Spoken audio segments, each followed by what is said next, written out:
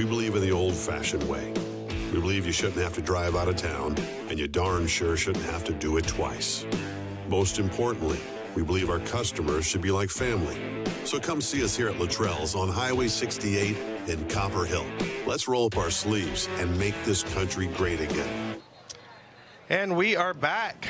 Recent developments. We are live in two different mediums. We're live on ETC3 and 403 in high definition. We are also live on the Gilmer High School AVT channel. And so however you are joining us, thank you for making us part of your Friday night. And we've had a good one so far, a treat in this first quarter. Both teams scoring on long plays. And with still 8 minutes and 20 seconds left, we're in pretty good shape. Yeah, back even again here. And I think we're going to see both teams settle into the game plan a little bit more here. And should be a real exciting game.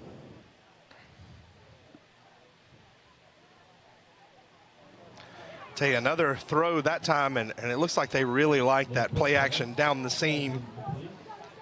If you watched the Tampa Bay-Dallas game last night, we saw that be effective for Tom Brady and Rob Gronkowski, who still, even in 2021, scoring a lot of touchdowns. That time, though, the little miscommunication. Amazing to watch Tom Brady still play, at his age and play at such a high level. Caleb, how old are you? I hate to put your age 33. So Tom Brady, 11 years older than you, still doing it. So hard to believe. That should make you feel good about your future, though. You got a lot of good years left. He's probably taken a lot better care of himself than I have. I imagine. So news came out the other day that he did test positive for COVID right after that Super Bowl parade. As we see the two players for East Jackson run into each other. It's so interesting, even at the high school level, and we're going to see a punt here on fourth down. Timing, reads, choices, options, and so they're asking these young players to make a lot of choices. That time, the timing a little bit off, and that cost you really that drive. And so we'll see, especially with Gilmer and that wing tee, they're making a lot of choices on every play, making reads, and so it's important that they be mature and have good reps. That kick goes out of bounds right at midfield. Coach Standard, very nice of him to show the official where the ball went out of bounds. So very Gilmer, courteous. Yeah, that's right. Gilmer will take over at midfield after a 3 and out there for East Jackson. So if you're Gilmer here, ideally, Caleb, you want to keep this ball for the rest of the quarter. 7 minutes and 11 seconds, 50 yards, 7 or 8 plays. You'd love to just absolutely milk this and go into the second quarter with a 14-7 lead. It's all about ball control, and we don't see that in modern football, but that's what they want to do. Absolutely. This offense is perfect for the kind of talent and skill level that Gilmer's going to have most of the time. But it kind of harkens back to a day of old, in the way football was played, a few decades back. Yeah, started a little early that time. I believe that was Mason Smith, the junior tailback, that got a little head start. So that's one thing you don't want if you're Gilmer, though, putting you. Actually, they're going to call that offsides on the defense so here. They call offsides. My apologies to Mason Smith. So offsides on East Jackson, got him to jump, and it'll be first down and 5 for the Cats. So that is what you want. Option play, Stone Cipher going to take it, and he's going to go out of bounds. I believe that's going to be good enough for the Bobcat first down. It will be. Boy, took a big pop right there at the end. He really earned those yardage, earned that first down just on the pull. Going to watch that thing and see him right here. He's already hemmed up there at the boundary and just takes a big pop. You got to have a little sympathy for Brock Titus there. As soon as they faked that ball to him, there were 4 people just tugging at his jersey trying to pull him into the abyss. Gave a lot of room on the outside, and the quality of the fake is important. Seth Darling with a lot of reps now in this offense, getting better and better at those.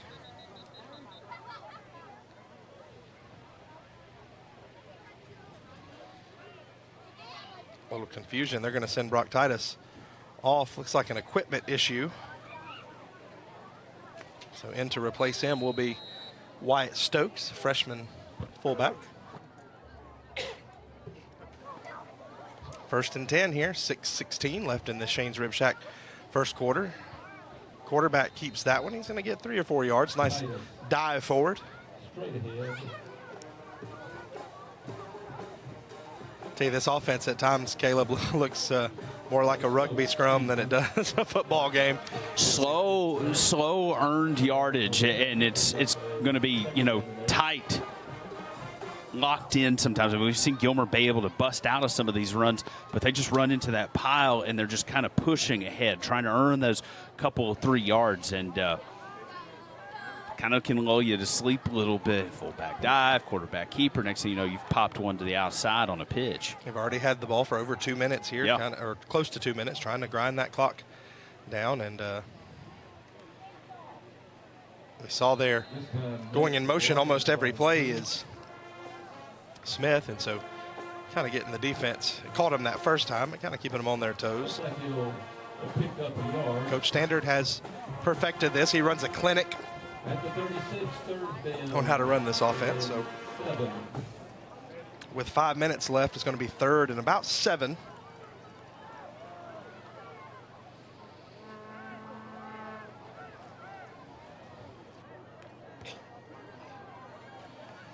It'll be interesting to see what they do on 3rd and 10.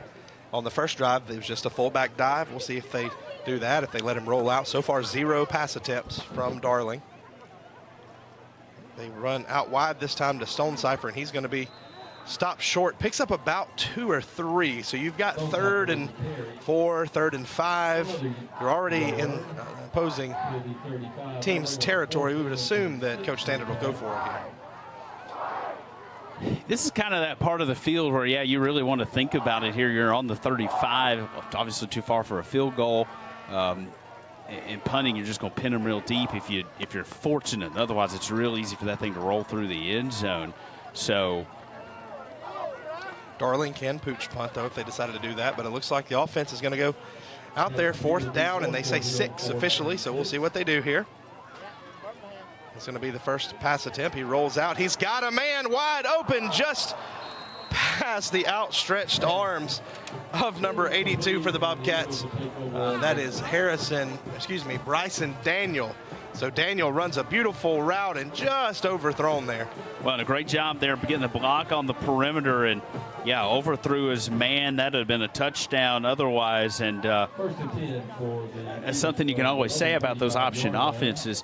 Not going to throw it often, but when they do, somebody's often open. And had the opportunity right there. But this isn't terrible. I mean, you got good field position right here if you're Gilmer defensively, and it's decent field position here for East Jackson to try to get something going. That's one that the Cats would love to have back maybe later in the game. Big run on first down here for East Jackson. More traditional look. Quay Hill with about 7 on first down.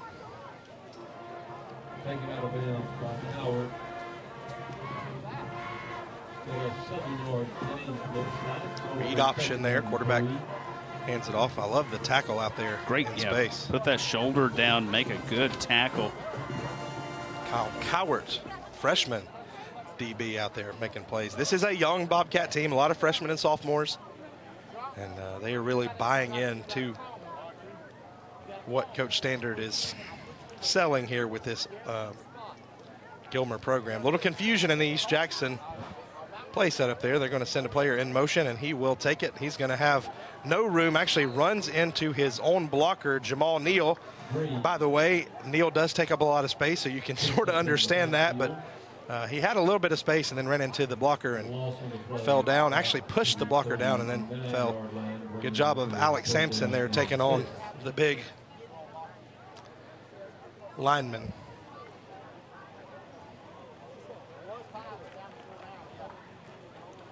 Yeah, just getting tangled up with his own guy there. Eyes aren't on the ground. They're up trying to find some space and just going right over the legs of his lineman. 3rd and 6. Gilmer does a good job defensively that time. That'll be another 3 and out for East Jackson. Receiver there, Marquise Green. He had a step on the corner there late, but not enough separation and in time to get a really good look on it there. But give East Jackson credit. Got a little bit of speed out there on the edges. If they cut loose and have some good protection, they can certainly pop something out there in the pass game. Of course, we've certainly already seen that here tonight with the touchdown. Stonecipher back deep to return for the Bobcats. Quarterback is the punter, so always have to be careful.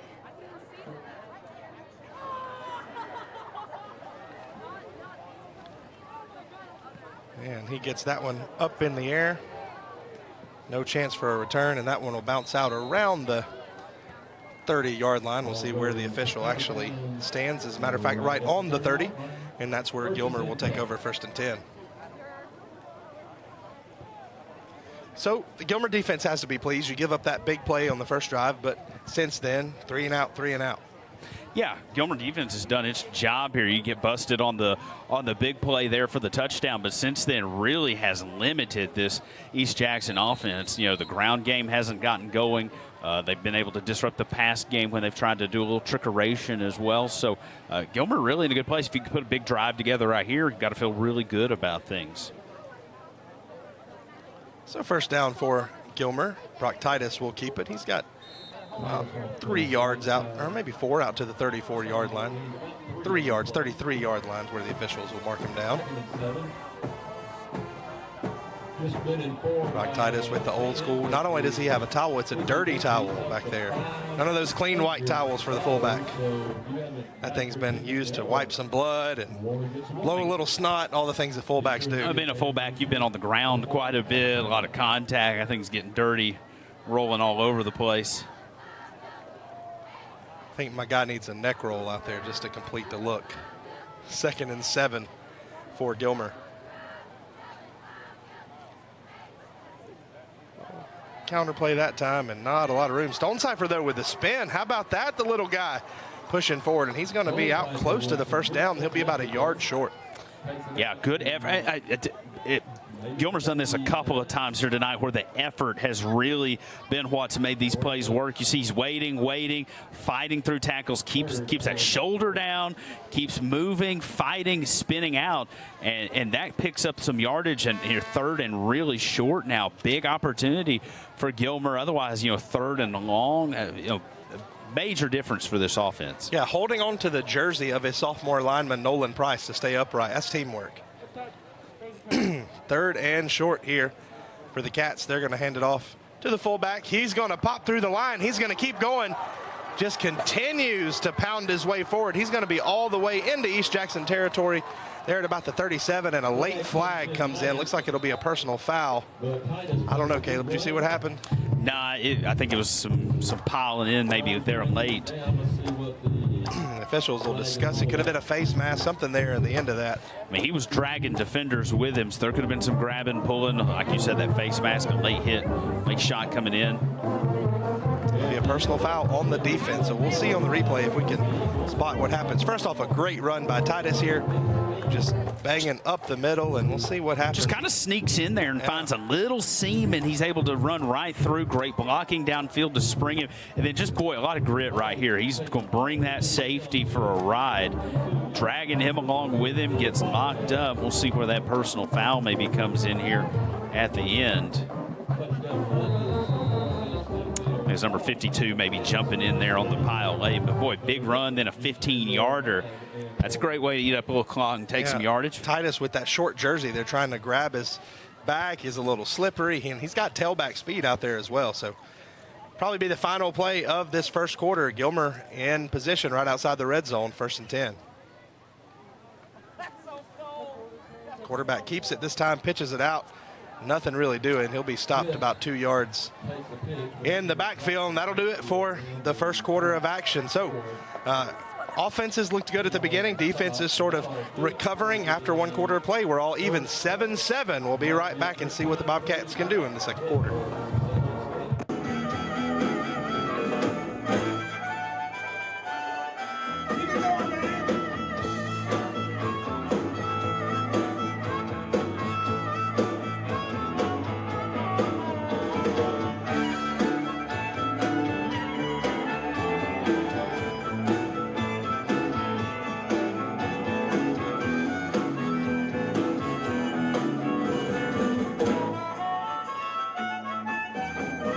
When other other dealers are hitting the brakes, Bill Holt Blue Ridge is stomping the gas with our biggest selection of the year. We've got over 400 vehicles in stock and North Georgia's biggest truck inventory. Head back to school in a new Chevrolet with our lowest payments of the year. Drive a new Chevrolet for just $199 a month. That's only $199 a month at Bill Holt. And we've never paid more for trades. And we'll buy your vehicle even if you don't buy from us. When it comes to North Georgia's largest selection of new trucks and pre-owned vehicles, there's only one name you need to know: Bill Holt Blue Ridge.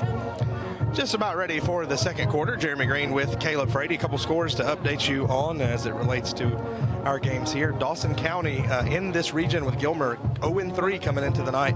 They're all over in Northview of Johns Creek 17-0. No score to report from Southeast and Fannin. We'll try to get you one of those. Pickens and Coosa, same thing. Calhoun all over Ridgeland 14-0. Of course, we're 7-7 here. White County trailing at Habersham Central at the end of the first quarter. It's a score to keep an eye on, and we'll try to keep you updated on those. Chestatee as well over West Hall 7-0 in the first quarter. Here's a score that might draw some raised eyebrows across the state. The Lee County Trojans down in Leesburg 10-0 over Lowndes. So, we'll see how that one plays out throughout the rest of the night. It's an interesting score for sure. So 2nd down and 12 here as we get ready to start this second quarter. I want to thank our good friends at Dairy Queen of Ella J, Jasper, and Blue Ridge. Stone Cipher, the little slide on skates there. He's going to cut back and he's going to be into the end zone. Highlight reel run, the slip, and then he cuts back and goes all the way into the end zone for a Bobcat touchdown. And what a run by Stone Cipher. Now his second score in the game. Big run right there, and just a lot of vision. This is an experienced back right here. Stopping those cleats really did their job right there. Let him slip right through, waiting on that block downfield, got just enough of a chip. I think that field may be a little slick right there because we've seen 2 or 3 guys fall down there, but Stone Cipher able to plant that feet, and that maybe helps the home team. You're a little more familiar with this turf and how it's going to feel at various points of the night. As the extra point up there and good, and that's a Gilmer drive right there. It's no good, they say. It's no good. Yeah, I thought it slipped right through. Yeah, it looked like it. By the way, big shout out to Nolan Price leading the way there. We've seen him a couple times tonight. So 13-7 our score. We'll take a 30-second break and come back and see if East Jackson can answer. Whether you're in the mood for chicken strips, a delicious burger, our classic banana split, or an upside-down thick blizzard treat, we've got you covered. Hot and fresh food every day, every time. And delicious DQ soft serve make the perfect pair at your favorite place. Not fast food, fan food fast. Your Blue Ridge, Ella J, and Jasper Dairy Queens are your meet, eat, and treat headquarters. Thank you for choosing DQ. How may I serve you? Dairy Queen, second quarter. Caleb, I have to tell you, I have gone on a little tour of our sponsors today. Our office had Dairy Queen for lunch, so $6 lunch for $6. You can get a burger and fries and a sundae and a drink, and a couple of my coworkers with some slaw dogs, and so just a good day at Dairy Queen. Nobody stepped up and got a blizzard, though. I was disappointed in everybody. I expect to see them on the front row on Sunday for not ordering a blizzard. We're in that transition time of the year where it's a little cool for a blizzard, but then the pumpkin spice comes out. So then it's blizzard time once again. Listen, I can say this with all confidence. If anybody I know orders a pumpkin spice blizzard, I don't know how our friendship will do in that. I am adamantly opposed. Dairy Queen, I am leading the charge to take the pumpkin spice blizzard off of the menu. Tony Olea with the kick straight on that time. That's his best kick of the night. Going to take... oh, wow, all the way back to the 8-yard line and a huge tackle. Marquise Green on the return. And then Smith. Yeah. Man. Let's get another shot of that. Yeah, let's take a look. Great kick right here. A big 66 booting that thing away. And a little bobble there gave Gilmer, I think, just a little extra second. And just able to reach in there. A little helmet-to-helmet contact there that caused him to maybe slip a bit. But great tackle right there, and Gilmer's got good field position here defensively. If you can tackle one-on-one like that in open space, that's such an advantage. That is an outstanding play by the Gilmer defender. Whoa, look, a bit of running room here, though. Try to rip that thing out, but that's a big run from Quay Hill, probably the best running play of the night. Big gain right here on the play. A little just delay draw handoff there. Going right out of the shotgun, busts right through.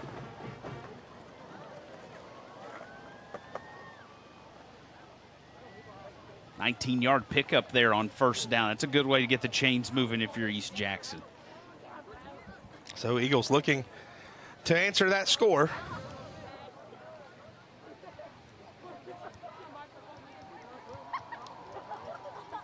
Quarterback going to keep it this time. I think I probably would have handed to the tailback, and I think he would too if he had to do it over. Probably would have gained a yard or two, but he also wouldn't have got clobbered like he did there. A couple of Bobcats coming in to make a tackle there on that one. Good tackling there by the Gilmer defense, and just boy pulled it out. He thought about letting it stay in there, but he pulled it out at the last second. And the right read, but one of the reads you regret when you get popped. Gilmer in the backfield essentially on that play. Second down and about 8. Still gained a couple there. Football back in full swing. Fridays, Saturdays, and coming up on Sunday as well. Tailback keeps it that time. It's Gary Maddox. Going to be third down and medium here. Georgia fans had a good weekend last weekend. Nothing to write home about offensively, but if you're able to hold Clemson to 3 points, that's a pretty good outlook defensively for the year. Well, and Clemson's got a fantastic defense, so kind of went into that one, maybe thinking there could be a low-scoring affair, and Georgia certainly got some things to sort out offensively with a bunch of injuries right now. But if you can hold Clemson to 3 points and play as well as you did, can't be too upset. The JT Daniels for Heisman talk kind of cooled off a little bit. And maybe he's dealing with an injury himself. Might not play tomorrow. So it could have been some of why the offense was a little slow last week.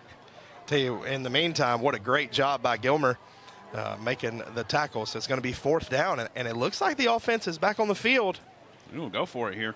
So fourth down and about 3.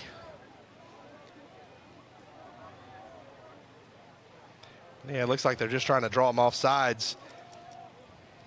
Maybe they're going to drop back to punt now or just take the penalty.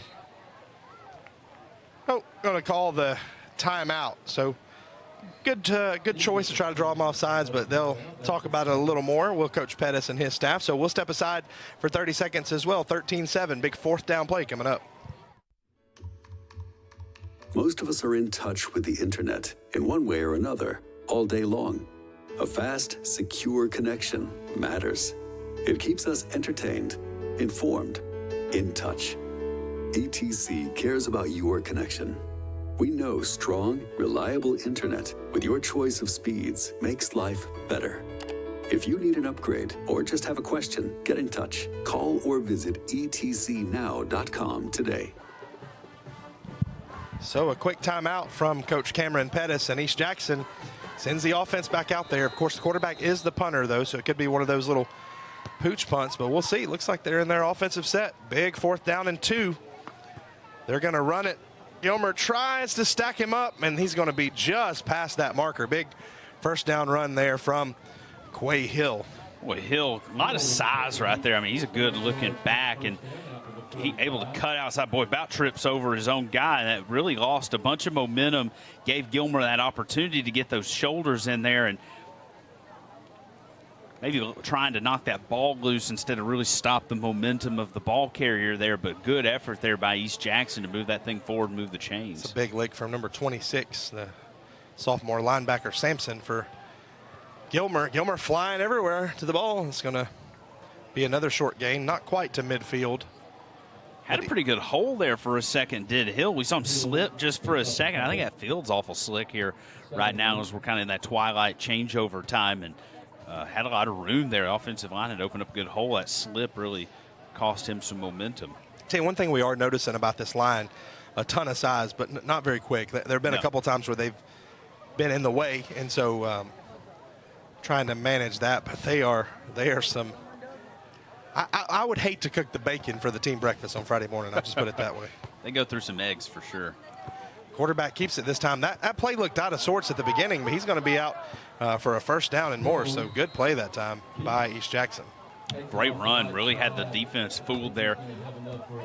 Looks like he really rode that ball in there as long as he could, and then pulls out, uses his back as a blocker, sheds off one tackler on his own, and spins out of another one there before he's finally wrestled down, looked like by Hunter Watkins there, getting him wrestled down. So great couple of runs here on this drive for East Jackson. If you notice, he was tackled by his towel partially that time. And I know as a quarterback, you got to keep your hands dry, but I don't know, maybe you figure out a way where you don't let that be a tackling tool.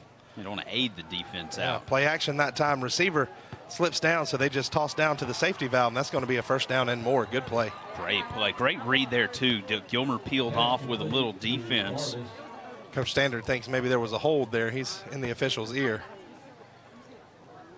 So play action here on the play, and he's looking deep to that receiver. He slipped down, though, and so he just kind of tosses it out to 24, Ethan Artis there, and he picks up the first down. The best offense is taking what the defense gives you, and right there, got a guy open for a short game, but he's able to then catch and run, turn that into a really nice game here, and another first down. East Jackson on the move right here in the second quarter.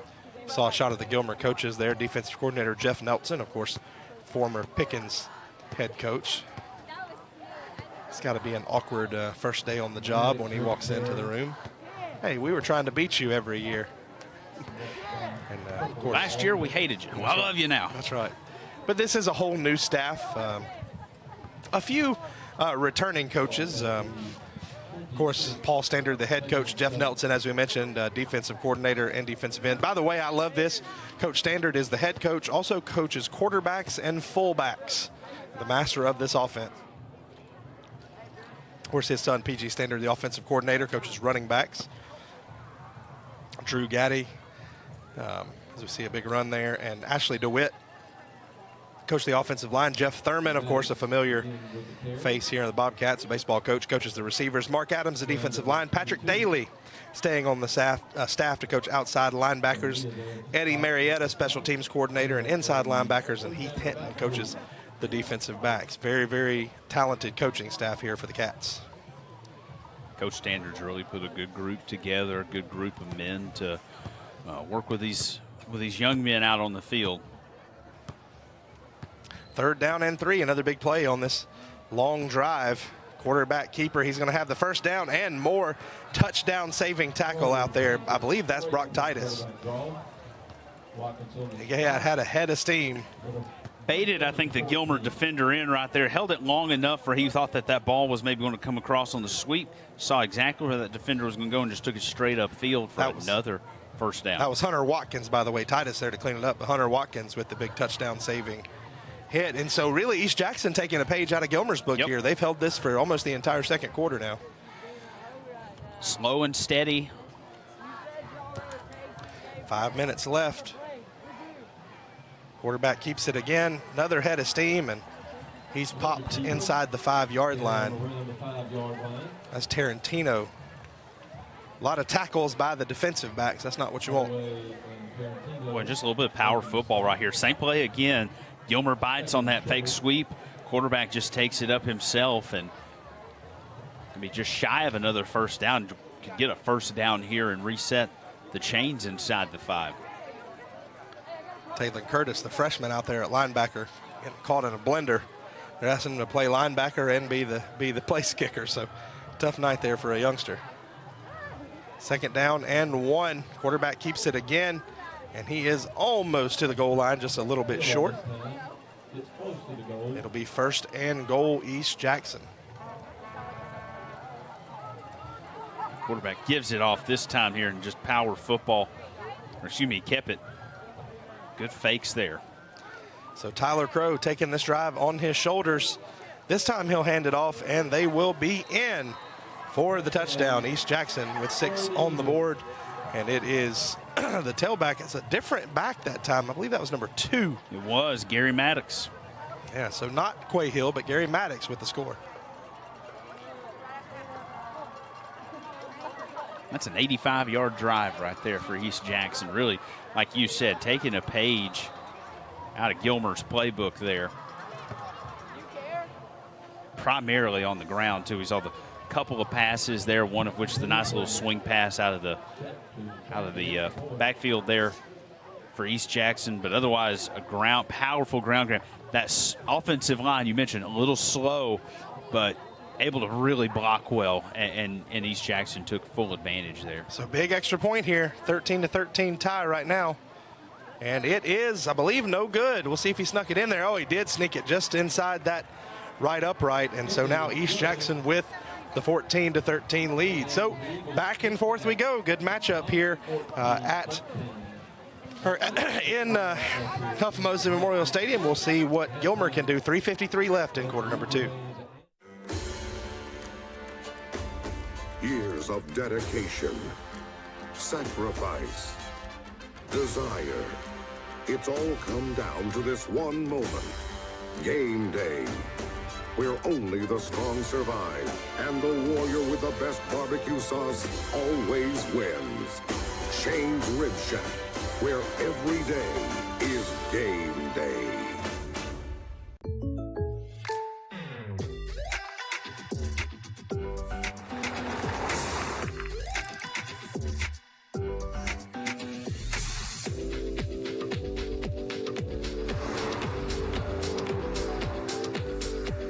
For your surprisingly great rates, contact your local State Farm agent today.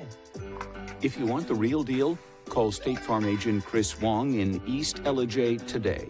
Like a good neighbor, State Farm is there. So East Jackson now with a 14-13 lead. Special teams looming large. We'll see if that comes back to bite the Cats or not. East Jackson, though, with a good scoring drive, as you mentioned, 85 yards, capped off by the touchdown run from Maddox. Short kick returnable for Stonecipher, but he is upended. Speaking of Gary Maddox, little Clay Matthews going on there. Getting a big hug over there on the sideline to coach. He immediately ran off the field looking for somebody to hug. He was fired up about that hit. Big hit. Now, your Gilmer, 347. You'll have a ton of time to work with here. But if you could really get wiggling down the field here, 347, you're going to get the ball to start the third quarter as well. So, if you could get some points, really sets you up nicely for that third half. All 3 timeouts left, too. That's a key point. And, if they could score and then score again, you'd certainly love that. But no panic by either of these teams. I think we anticipated an evenly matched game, and that's what we're getting so far. Handoff up the middle. Titus never gets cheated when the ball's in his hands. I'll put it that way. He gets his money's worth there with each carry, and with the 3 timeouts. But we've seen Gilmer pop big runs here too. So certainly you never know when you're able to just rip off a big one here and pick up a ton of yardage. But obviously in no rush here. You have to feel for these kids. Titus in particular. He also is playing linebacker on defense, and so not a lot of breaks. Darling keeps it this time. Late pitch out to Stonecipher, and a good choice. First down and more, and gets out of bounds. That was a nice play by Darling. He's getting much more comfortable running this offense. He really is, and making good decisions, too. We've seen a couple of really late pitches from him. He holds on to that ball just as long as he can, really reading that defense to see what they're going to give him. And a good decision right there. Stonecipher able to turn it upfield, get a first down, and get out of bounds. You have a lot of respect for these seniors, too, now in their 3rd offensive system in their high school career. That's a lot. And to come in and try to adjust to this offense, especially with a clinician running it, certainly a tough adjustment. But Bobcats look like they definitely know what they're doing, except that time they had 2 players in motion at the same time, and so that'll be a procedure penalty. I apologize for the jinx on that one. Illegal shift called on the Cats. Coach Sanders not happy because that was a really nice gain. You can hear body language sometimes, and can't have that. That was a really good run there by Stonecipher. It'll be spoiled with the penalty. Is this a time where maybe you think about popping a pass play, first down, everybody expects you to run, and we'll see what they do.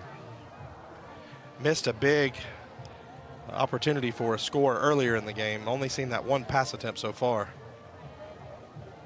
But they don't. They go on the ground with the fullback dive, and now you're really behind the chain, second down and about 14, 13 to go. Yeah, and you never know just how long they're just trying to lull them to sleep a little bit here.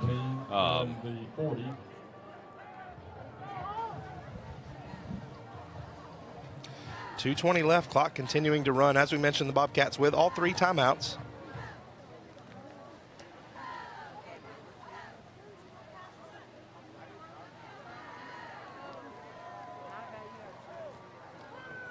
Right at 2 minutes when they snap this ball. And they hand it out wide to Stonecipher. He's following his blockers, tries to cut back, gets a little bit of room, and he's going to be out at about midfield. So 3rd and short coming up. Looks like we have injured East Jackson player down on the field. He's trying to get up, and the officials will take a timeout while they look at, I believe that's Luke Lindsay again, who was injured earlier. And this time they're looking at that left knee. So while they tend to him, we'll step aside and be right back. Second quarter winding to a close. ATC knows the internet is evolving, taking new twists and turns.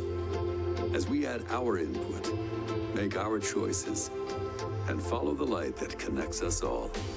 It's quite a journey, one to experience with the fastest speeds available. Contact ATC.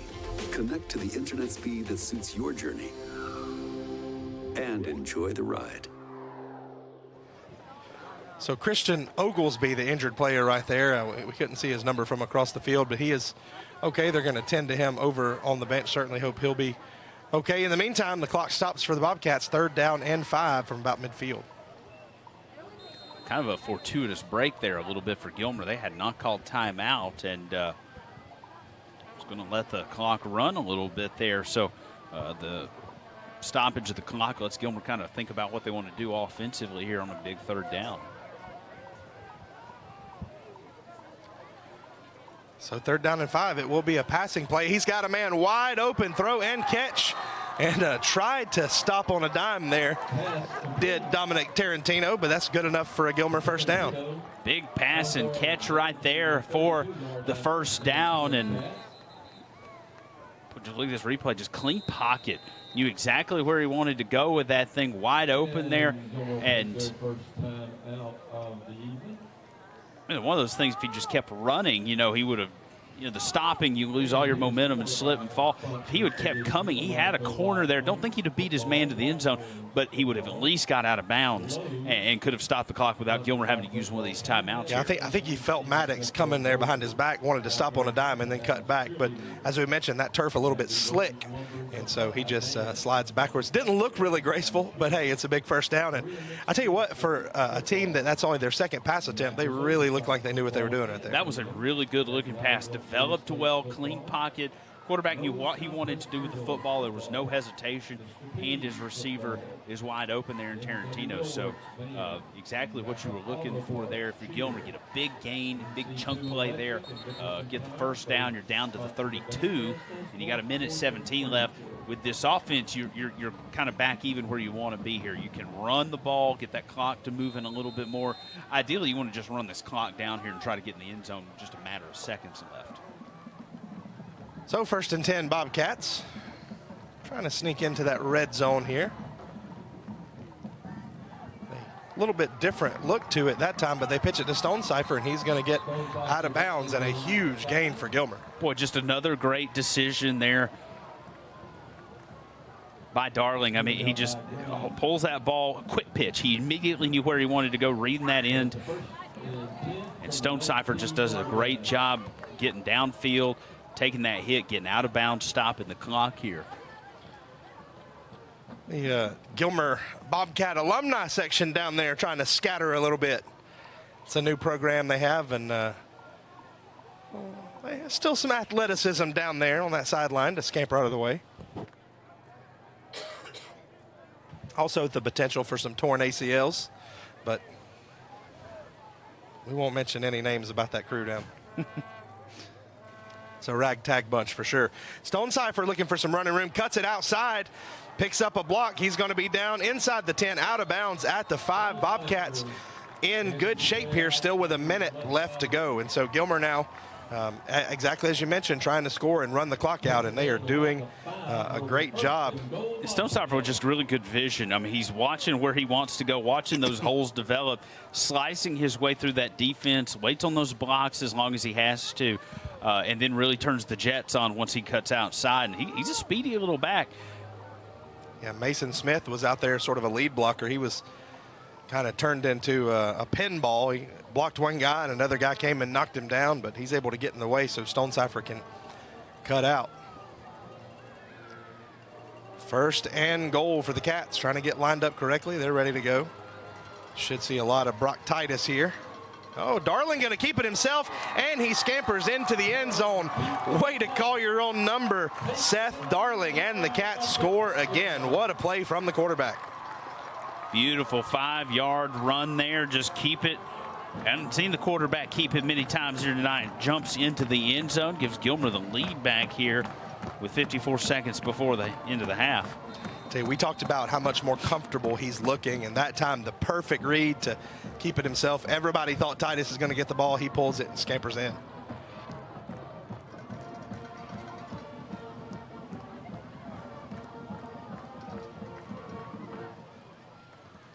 And the extra point gets blocked. I tell you, special teams are not going well for Gilmer, so what should be a 21-14 lead is a 19-14 lead. That could loom large later, but if you're Gilmer, you're in the position you'd like to be in here, Caleb, because you have a lead. You've left the other team about a minute, but hopefully, you keep them from scoring. Then you get the ball back and you try to march down and score again. And so, time that thing perfectly. If anything, Gilmer would like to have taken a little bit more time off the clock. They almost got too efficient there towards the end. But you go 73 yards in 2 minutes, basically 2.5 minutes. Exactly what you were looking to do there, and great clock management there by Gilmer. The big third down pass play really kind of opened things up, but after that really freed that defense up, that they were able to get even increased running lanes, really able to break it out on the perimeter. So offense doing exactly what it needed to do there. Now you need the defense to clamp down and hold on here, get to take a lead to the locker room, be a huge turn of momentum. We saw a shot of Coach Standard there, and we talk about body language. One of the things you'll notice, he will get animated from time to time, very under control. Been doing this for 20 years at St. Pius and some years before that. We won't give away how long exactly he's been coaching. It's been a while, but very calm, a very even-keeled demeanor, and so that relaxes you as a player when you see your coach not get too wound up. I think, your head coach, the way he's composed, that body language, positive, negative, you really feed off that, really sets the tone of the energy to the rest of the team. You want somebody that's kind of even-keeled, doesn't get too high, doesn't get too low. Whoa, look at this kick. Gilmer almost recovers. That is a live ball. It just sort of bounced around and nobody picked it up, and Brock Titus nearly recovers that. Wow, what a mistake there by Marquise Green. So watch it here. They think it's going to go out of bounds, so Green just sort of staring at it, and that's not Titus. I believe that's Tarantino who almost comes up with it. Marquise Green does a good job of just getting in the way, and heads-up play by number 18, DeCane Williams, or that could have spelled disaster. Absolutely, and it's a great break there for Gilmer as well. Good job as well by Olea of keeping that thing in bounds. Just sort of little pitching wedge dies right there. Well, and with just the one timeout and so deep, you're probably not expecting a whole lot here, but the quarterback's going to take off and pick up some big yardage there on first down. So East Jackson still has one timeout. The clock will stop to move the chains, and they'll hold on to that. They'd love to get 3 points quickly. I tell you, I've been really impressed with Crow tonight, Caleb. He's a very athletic quarterback. Very athletic, has generally made really good decisions with the football as well. He has really known when he needs to pull it. He's known when he needs to keep it. We've really seen them, that last scoring drive, they really relied on him, really running the ball, keeping that thing, and does a good job with it and hands it off there to go up the middle, and they'll force them to burn their final timeout. Yeah, so a handoff right there, maybe looking to break something else. Didn't happen. So final timeout used there with 32 seconds left in this Dairy Queen second quarter. Stick with us at halftime. We're going to have two marching bands. The East Jackson Eagle Marching Band comes all the way over from Commerce, and of course the Bobcat Marching Band with their upside down theme music from the 80s. Got a little Stranger Things vibe for those of you that watch that popular show on Netflix. New season should be out at some point. We've been waiting a while, and so looking forward to that at halftime. We'll get you some scores from around the area. We'll talk about really what's been an exciting first half here, but still 32 seconds left to go, and it'll be 2nd and 6 for East Jackson. They are going to let it fly downfield. Gilmer in good shape. Could have been an interception, but it falls incomplete. Well, had his hands on that one there, did Tarantino, and couldn't pull it in. You think he'll study film in college? His namesake has made some pretty interesting movies. So 3rd down and 6. If you're Gilmer, you'd love to make them punt, see if you can get down there and block one.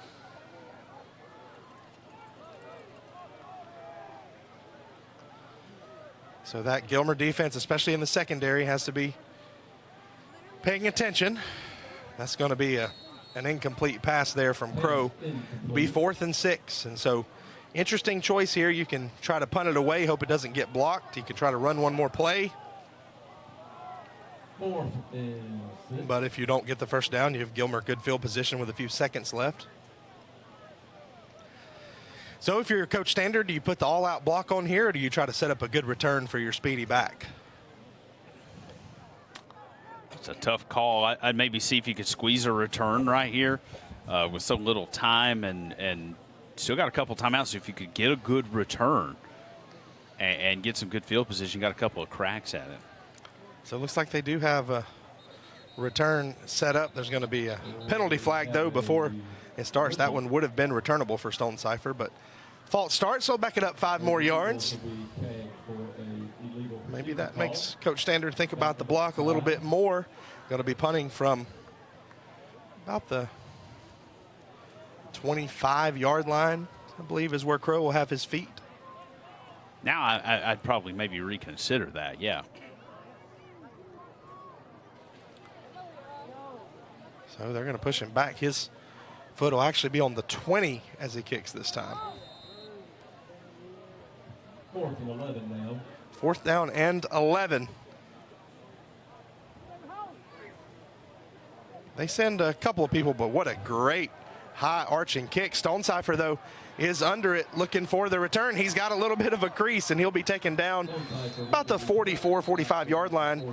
There's going to be, let's see, 9 seconds left on the clock. Got a and flag there's a on flag the far side. I thought Gilmer maybe held there on that return. That'll make the decision a lot easier here.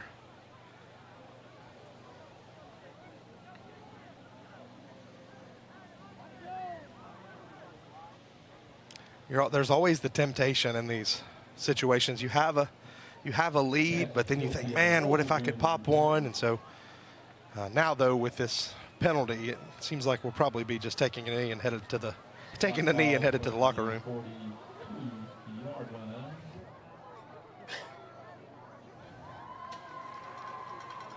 Stone Cipher has had a whale of a half. 2 touchdowns, one for 59 yards, one for 24. Darling, of course, ran that other score in. You see the replay of the punt return there, and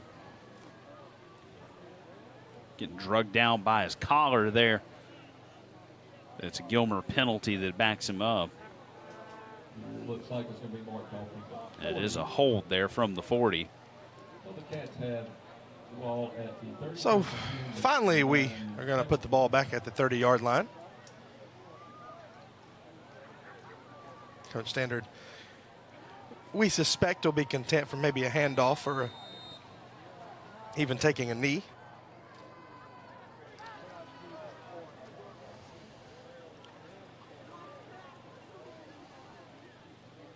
They do hand it off to the fullback, and another flag just so that we can drag this second quarter out a little bit longer. We have another flag here.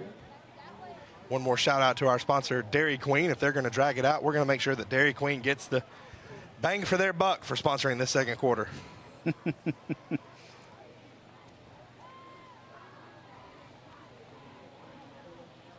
Making you think about a blizzard a little bit longer. So interestingly, he talks to Coach Standard there as he's calling that. And says it's a block below the waist. I believe they called that on Big 69 over there. No, not 69. I couldn't quite see the jersey number, but they say an illegal block below the waist. Coach Standard did not agree with the call. And interestingly, as he calls the penalty, having a conversation with Coach Standard at the same time. So Gilmer going the opposite direction of where you would like to. And that will do it for the first half of play. Been an entertaining one, and especially if you're a Bobcat fan, you're going into halftime with the lead for the second week in a row. 19-14, Cats lead. We'll be right back with all the halftime coverage right after this. This country was built on self-reliance. Our fathers and grandfathers knew when something was broken, they should know how to fix it. Here at Luttrell's Hardware, we believe in the old-fashioned way. We believe you shouldn't have to drive out of town, and you darn sure shouldn't have to do it twice. Most importantly, we believe our customers should be like family. So come see us here at Luttrell's on Highway 68 in Copper Hill. Let's roll up our sleeves and make this country great again.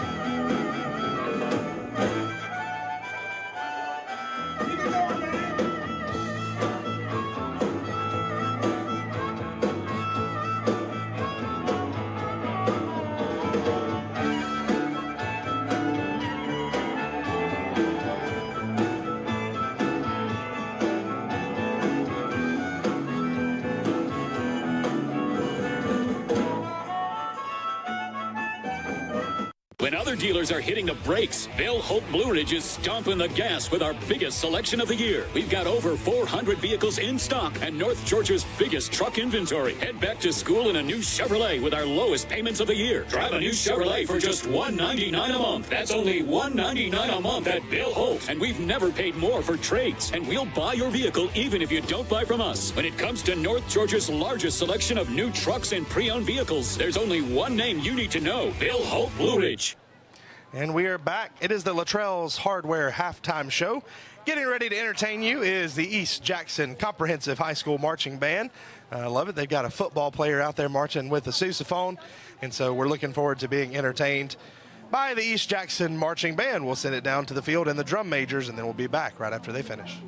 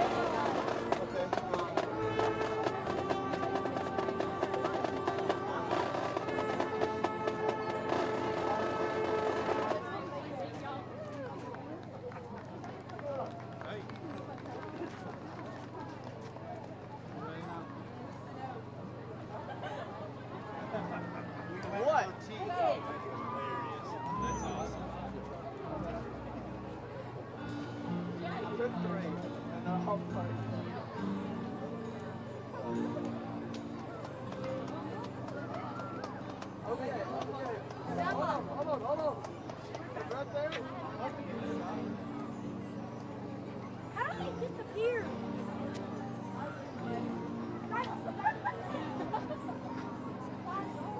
What are you coming on? It's okay.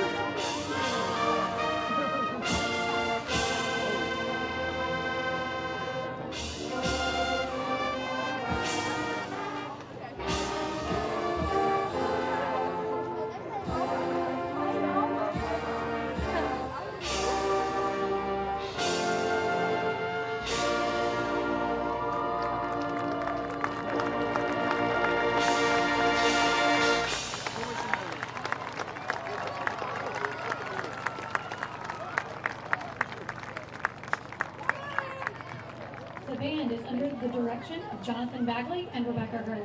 The marching band staff includes Kim Buell, Kelly Loggins, and Julia Ryan. The East Jackson Band Boosters would like to thank all of our sponsors and volunteers for their continued support of our students. Whether you're in the mood for chicken strips, a delicious burger, our classic banana split, or an upside-down thick blizzard treat, we've got you covered. Hot and fresh food every day, every time. And delicious DQ soft serve make the perfect pair at your favorite place. Not fast food, fan food fast. Your Blue Ridge, Ellijay, and Jasper Dairy Queens are your meet, eat, and treat headquarters. Thank you for choosing DQ. How may I serve you? Most of us are in touch with the internet in one way or another all day long. A fast, secure connection matters. It keeps us entertained, informed, in touch. ETC cares about your connection. We know strong, reliable internet with your choice of speeds makes life better. If you need an upgrade or just have a question, get in touch. Call or visit etcnow.com today. Years of dedication, sacrifice, desire. It's all come down to this one moment. Game day. Where only the strong survive, and the warrior with the best barbecue sauce always wins. Shane's Rib Shack, where every day is game day.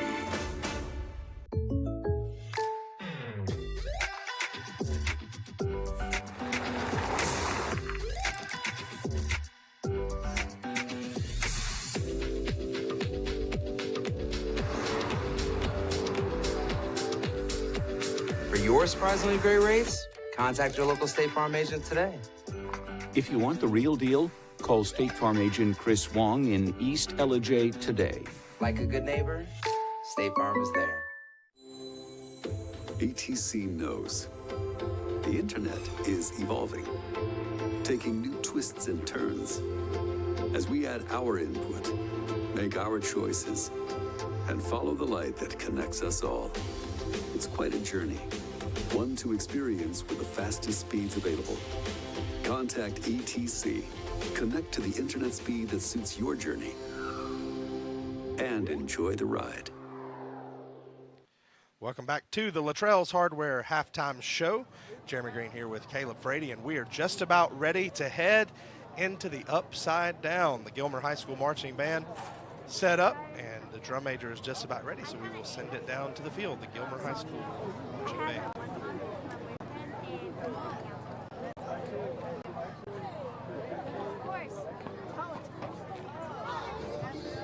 Good evening, ladies and gentlemen. Now entering the field is the award-winning Gilmer High School Marching Band. The GHS Band is under the field direction of drum majors Dakota Brown, Ashley Lopez, and Alba Monragateas. Drum captain is Julian Withrow, and assistant drum captain is Camden Lyles. The 2021 color guard captain is Ariel Prisco, and assistant guard captain is Basie Reynoso. Section of the week is the low brass section. Low brass section leader is Dominic McCauley. Tonight, the Gilmer Band will be performing the first two acts of their competition field show entitled The Upside Down, featuring music from the 1980s, such as Shout by Tears for Fears, Take On Me by Aha, Cyndi Lauper's True Colors, and the theme from Stranger Things.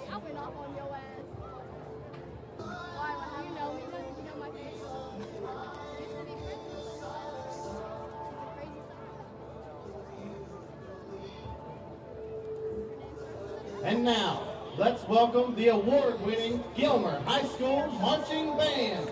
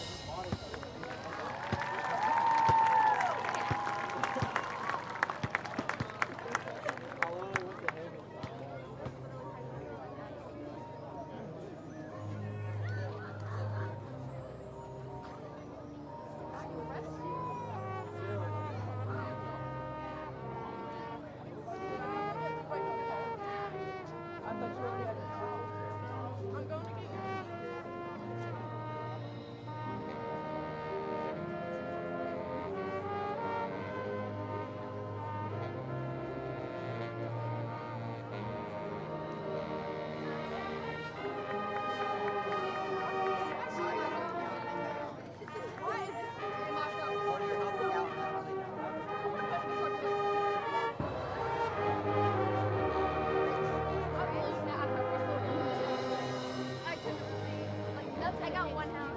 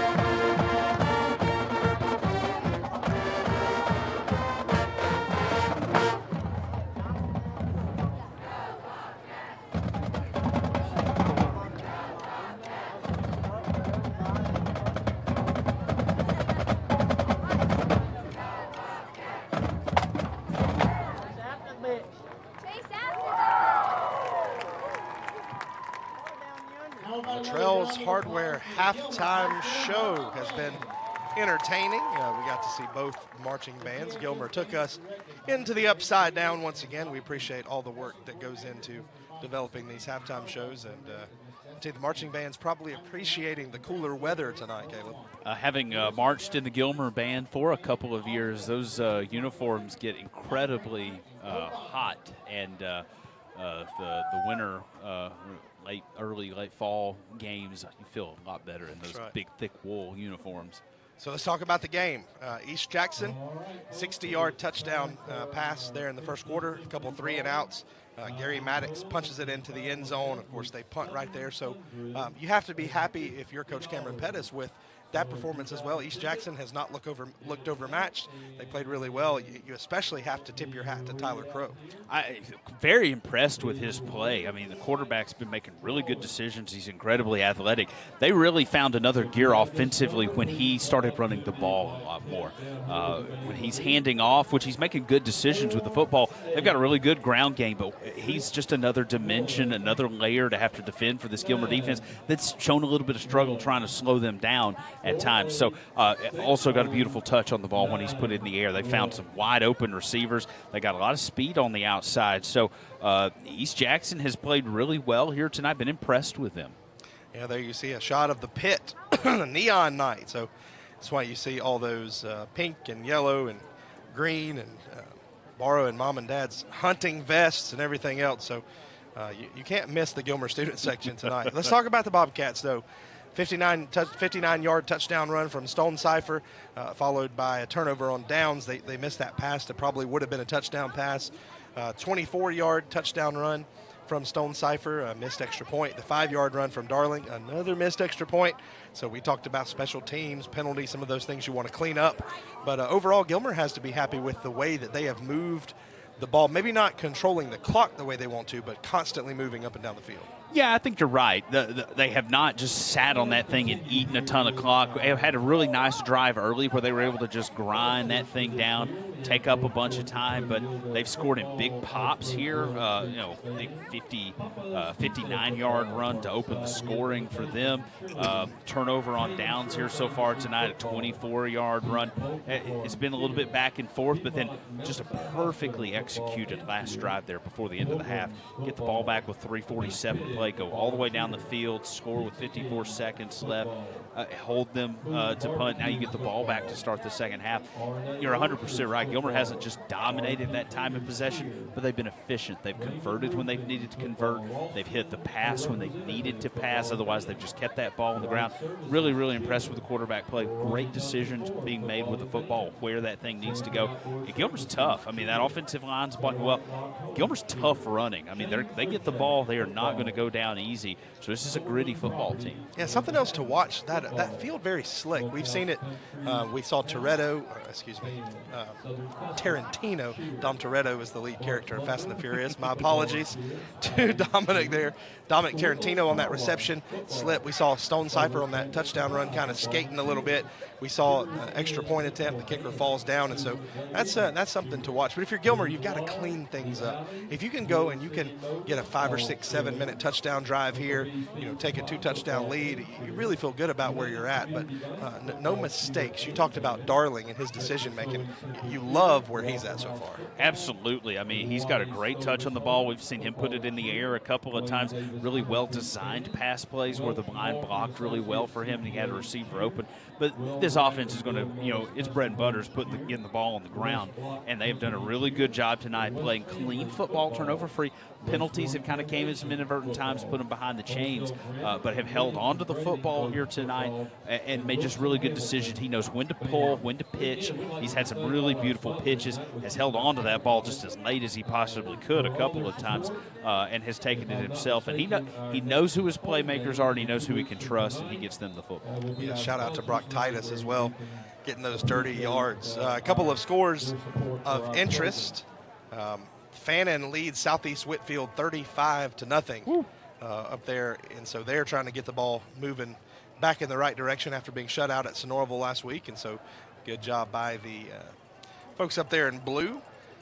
A couple other scores of interest. White County trailing Habersham Central 21-6. And so that'll be interesting to see if White County can come back.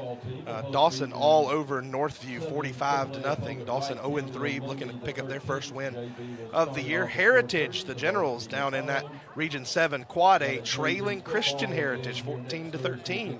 So interesting matchup over there in the Dalton-Ringgold area. The Pickens Dragons with a halftime lead over Coosa, 20-3. Coach Myers looking to pick up his second win as the Dragons coach. Lumpkin County trailing Banks County 20-0. The Whitewater Wildcats in Fayetteville with a 7-0 lead in the third quarter over Central Carroll. Interesting. Real interesting score. Calhoun all over Ridgeland. Of course, 19-14 here.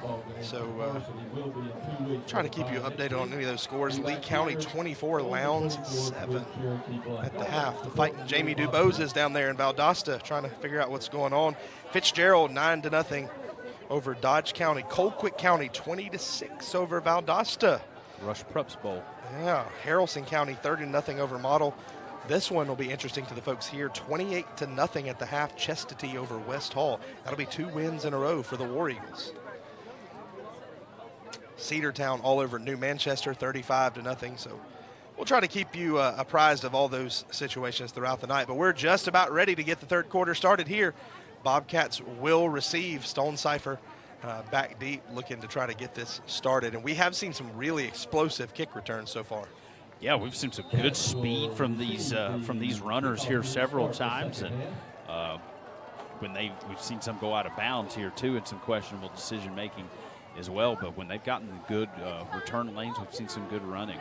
There's Stone Cipher with the kick, following his blocks. He's going to be taken down at about the 34-yard line. So good field position for the Bobcats here. 1st and 10. We want to thank our good friends at Bill Holt Chevrolet of Blue Ridge for bringing us this third quarter of action. You can go see our good friends up there. They can get you into a new or pre-owned vehicle. You see Stone Cipher with the return here, just sort of following.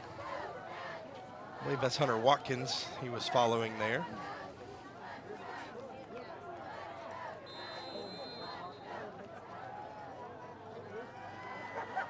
Gilmer get started here at its own 33.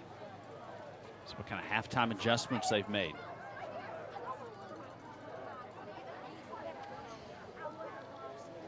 First down for the Cats with that 5-point lead. They're going to hand it off to Stone Cipher. He's looking for some room. He's going to be dragged down from behind. Good job in pursuit by the Eagles. Tries the right side and is taken down. It was a good-looking play there early as that thing developed. I think if he'd cut back to the inside, maybe had a bit of a seam, but really well defended there on the perimeter by East Jackson. Had a hat on a hat, and really going to have to rely on that offensive line to try to seam a hole there, and couldn't really do it, and it'll pick up just a yard. Christian Oglesby, we saw him get hurt in the first half. He comes up and makes the tackle. Oh, second down and 9 officially. Gilmer hands it off to the fullback that time. I tell you, there was a little extra shove in the back for Seth Darling. East Jackson says they have it. The officials say no, so it'll be 3rd and long for Gilmer here on this opening drive of the second half. Just another yard picked up there, so that's 2 straight 1-yard gains here, 3rd and long. Not exactly how Gilmer probably wanted to come out and try to open this second half here, and a big opportunity for East Jackson's defense. So 3rd and long for Gilmer. We'll see if they throw it, or we'll see if they let one of their tailbacks get it. We'll see. East Jackson thinks they're going to throw it maybe.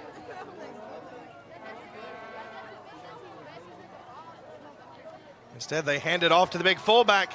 1st down and more all the way out across midfield. You have to love that Bobcat offense, both sticking to their principles and taking what the defense gives you. We saw them, with linebackers sort of off the line of scrimmage, and they just get going downhill and are there for the big 1st down. And he is finally brought down by J.R. Taylor. East Jackson trying to rip that ball out there. Good ball security there by Gilmer. Both these teams have protected the ball really well here tonight. Yeah, well-played game, maybe outside the special teams snafus for the Cats. Titus, somebody had a hold of his ankle there. That was number 24, Ethan Artis. Titus continuing to churn. Artis. Tell you, there's some of these members of the Bobcat Nation down there on the sideline and at home watching this, just loving every second of the old wing tee triple option offense that they see. It reminds them of their glory days, and it's very much North Georgia football.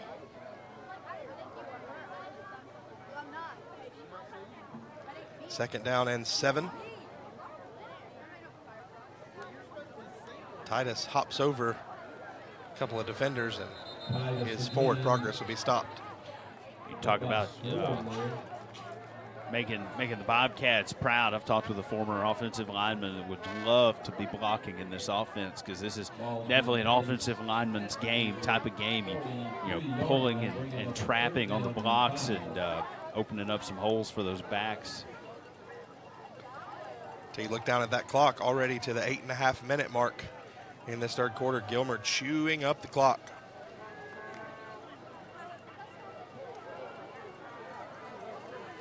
Saw him convert a really long 3rd down there a few moments ago here. 3rd and 5, much more manageable here. Coach Standard, though, wants to talk about it. So while he does, we'll step aside and come back. Gilmer with a 5-point lead, looking to add to it. This country was built on self-reliance.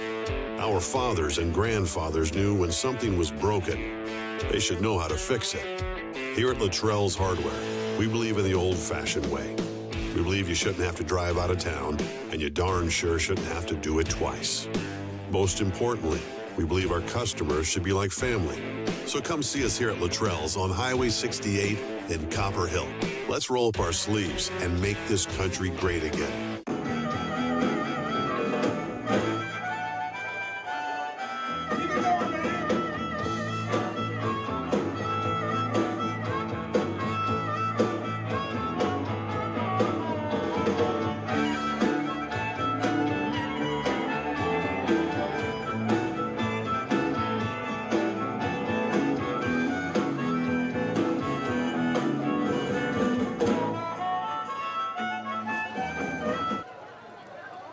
So big 3rd down here for the Bobcats. And the ball is on the ground, and that will be recovered by East Jackson. Maybe the only break for the Bobcats as a lineman fell on it. But Darling tried to keep it, and just nothing doing there. Boy, that line just got demolished there on that play. We've been bragging on this offensive line for Gilmer, and credit East Jackson busting through, ton of penetration, getting the hands in there, disrupting that transition center to quarterback, and ball squirts way back before East Jackson got on. You're right, a lineman jumping off, there was no chance of a return, but now East Jackson with killer field position here. So we talked about the game being relatively clean so far. So now Gilmer, the mistakes start to add up. Now you've got those 2 missed extra points. You've got a fumble that's recovered by the Eagles. Momentum has shifted, and so big trouble here too. The quarterback cuts outside. He's going to be in a foot race with Stonecipher. They finally run him out of bounds at the 15-yard line. Big play by the Eagles.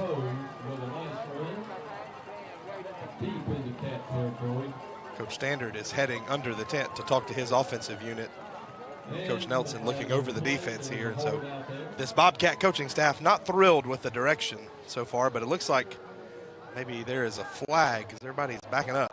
Yeah, it looks like there is a flag out there. We'll see what the call is. Looks like it's going to be a hold. That was thrown way over on the other side of the play. So we'll see if we can catch that on replay.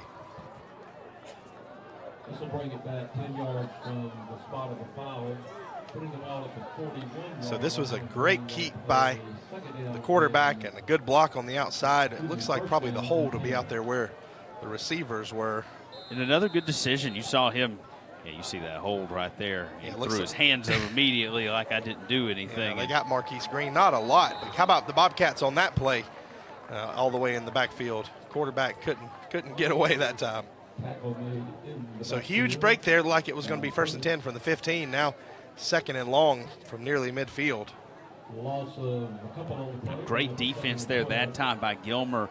Taylor Curtis, just good disciplined football. I mean, that's how you have to defend the option. You got to have eyes up, good disciplined play. And he read that ball the entire time, stayed with his man, and his assignment paid off there with a couple yards lost. Yeah, tried to strip the ball as well. So very sound, fundamental defense played by the Cats. 2nd down and 12. The tailback keeps this one. He's got a little bit of room. He's going to make it a 3rd and manageable. We assume this is 4-down territory. Hill with the carry.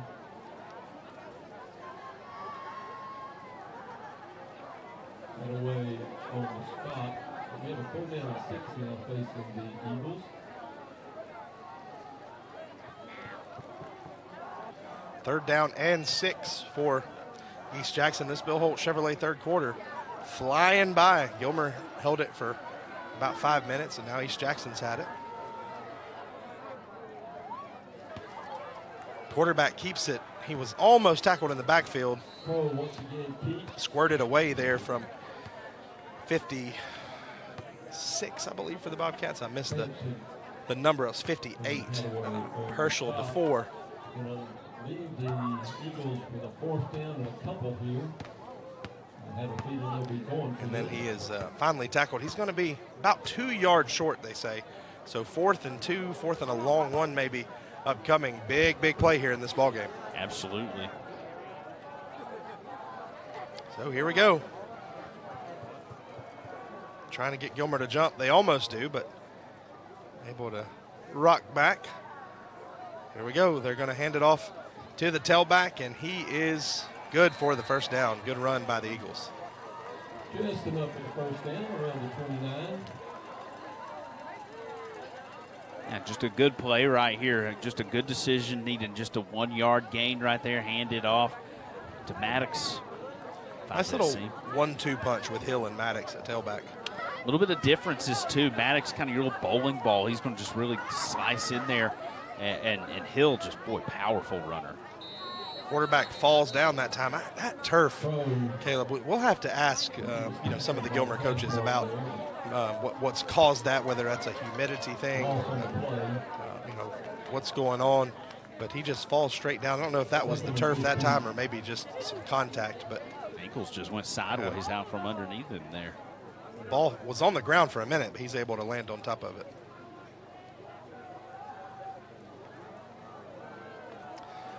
2nd and 15. Cats looking for a defensive stop. Pass play that time, the timing was off from the beginning. Too many bodies, and Green not able to come up with it.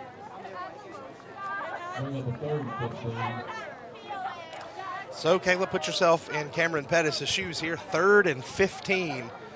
You have 2 plays to get it. Don't need it all at once. You're well into Bobcat territory. What are you drawing up here? I'm probably not going to go for it all right here. I'm going to look to maybe try to get a chunk of it back. I mean, if you did want to hit a home run ball, you got speed on the outside, but I'd really want to try to score here if you can. Well, I'll tell you what, Bobcats read that well. That is a huge tackle out there defensively. That is Blake Reese, sophomore linebacker. Watch this right here. I mean, good play design here. Going to go handoff. Had good success with that. Just assignment football. Stayed home waiting on his guy and read it well. And he read it well. Obviously, the quarterback did not with where he went with the football there on that handoff. So now 4th and 17. That fumble that they recovered, huge right here. You've lost a ton of yardage, and now, ought to pick up. Gilmer defense trying to get set. Not a lot of plays for 4th and 17, but he's going to look to throw it. Now scrambling. He's got a man wide open downfield, and he finds him. Looks like a defender fell down, and that is going to be an East Jackson touchdown. T.J. Jackson on the reception, and blown defensive coverage back there by the Cats. 36-yard touchdown pass right here. Mitch of the falling down just made it too easy right there. It may be just a miscommunication, missed assignment there. Good job of staying alive for the quarterback there as well. And East Jackson turns a 4th and 17 into a touchdown.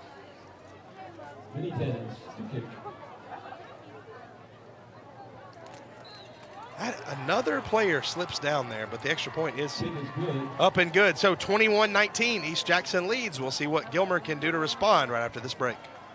When other dealers are hitting the brakes, Bill Hope Blue Ridge is stomping the gas with our biggest selection of the year. We've got over 400 vehicles in stock and North Georgia's biggest truck inventory. Head back to school in a new Chevrolet with our lowest payments of the year. Drive a new Chevrolet for just $199 a month. That's only $199 a month at Bill Hope. And we've never paid more for trades. And we'll buy your vehicle even if you don't buy from us. When it comes to North Georgia's largest selection of new trucks and pre-owned vehicles, there's only one name you need to know: Bill Hope Blue Ridge. Whether you're in the mood for chicken strips, a delicious burger, our classic banana split, or an upside-down thick blizzard treat, we've got you covered. Hot and fresh food every day, every time. And delicious DQ soft serve make the perfect pair at your favorite place. Not fast food, fan food fast. Your Blue Ridge, LJ, and Jasper Dairy Queens are your meet, eat, and treat headquarters. Thank you for choosing DQ. How may I serve you? So Gilmer gives up the touchdown there, 21-19, East Jackson with the lead. And I'll tell you what, Caleb, it's one of those things where the turnover leads to a touchdown, leads to big problems. Yeah, it really does. And that was really just the worst possible chain of events there for the Bobcats. You got a good drive going, you're eating up time, doing what you need to do, turn the ball over, gave them great field position, and then you give up just a massive long conversion there on 4th down. It's just bad defensive play, but maybe making up for it right here. Stonecipher says, don't worry about it, I'll take care of it. Goes all the way for a Bobcat touchdown on the kick returns. No yellow laundry on the field. What a momentum-changing play by Stonecipher. What a kickoff right here. What an answer here for the Bobcats. This thing taken from the 10. You just fear that there's going to be laundry on the field somewhere, but nothing doing. And Stonecipher, you're not going to catch him in a foot race. Interestingly, the man chasing him was T.J. Jackson, who scored the touchdown, and he's on the other end of it. Yeah, and Stonecipher outrunning him here. So the 3rd time that Stonecipher has been into the end zone. If you're Gilmer here, you would certainly like to get something going. They're not going to send the kicker back out there. They're going to go for 2. I think that's a good choice. I agree with the way they've struggled here tonight, and you're already up 4, so no harm here if you don't convert. You're still up more than a field goal. We have seen a little bit of confusion offensively and defensively. Gilmer trying to get lined up. So Wow, they're going to throw it on the two-point conversion, and that is good. Well designed, well converted. So, in the blink of an eye, Gilmer regains the lead. The Cats lead now 27-21. We'll check out a replay of the two-point conversion. A little bit behind the receiver, Tarantino, but he's able to bail his quarterback out. Cats with a 6-point lead. We'll be right back after this. Most of us are in touch with the internet in one way or another all day long. A fast, secure connection matters. It keeps us entertained, informed, in touch. ETC cares about your connection. We know strong, reliable internet with your choice of speeds makes life better.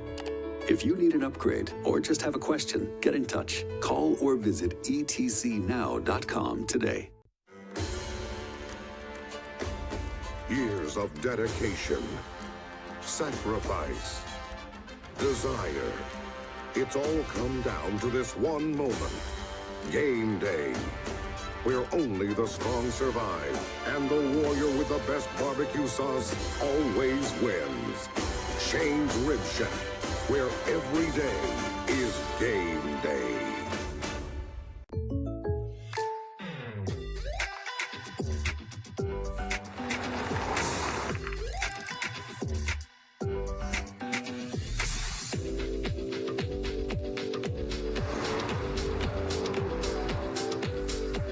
For your surprisingly great rates, contact your local State Farm agent today.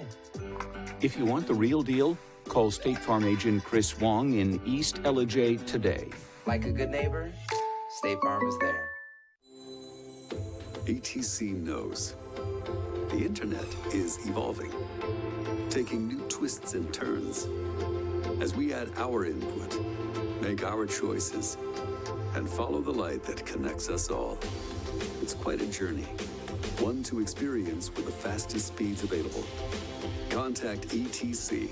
Connect to the internet speed that suits your journey, and enjoy the ride. So a couple of injured players there on the kick return. Aspen Hadaway down on the East Jackson sideline throughout the two-point conversion. They were trying to stretch him out. They'll look and see exactly what's going on, but he's in a great amount of pain. Yeah, just a wild turn of events there. He gets injured on the kickoff, is out of bounds. No one notices it. Gilmer then turns around, runs the two-point conversion with him injured on the sideline, and they're waving, trying to get Gilmer's coach's attention. Meanwhile, for East Jackson, number 11, Dylan Jones, was injured on the two-point conversion. So just a lot going on right there, and looking like a cramp, but he's obviously very uncomfortable. So we'll see if we get him back out on the field here in a little bit. And, of course, again, the special teams are continuing to be a challenge for Gilmer as this one goes out of bounds again here. Yes, continuing to scamper that alumni section over there, having to get out of the way. Still some quickness down there from some of those guys. They can still suit up. Some of those guys are in my age range there, so we still got a little bit of spring in the step. I tell you, there's a lot less hair down there on that sideline than there may have been in high school. I won't mention any names. You have seen the people down there, so but certainly a really cool thing to have the alumni standing there on the sideline, and Coach Standard has really embraced the history of this program. Right now, though, he's embracing the 6-point lead and hoping that the Cats can hold on to it. Had East Jackson stopped. Oh, that one is picked off. He bats it out of the air and takes it all the way back to the 15-yard line. Blake Reese with the play of the game so far. Wow. What a play there defensively. And, boy, you talked about Gilmer trying to get up 2 scores. Is there a flag on the play? Be a sideline warning, it looks like. But we have got to get a shot of this. So quarterback goes to throw it. Reese gets your hands up like you're supposed to do, bats it to himself, catches it by the nose, and then runs it back all the way to the 15. Wow. Highlight of that sophomore's career so far. Absolutely, and drives that thing back inside the 15-yard line.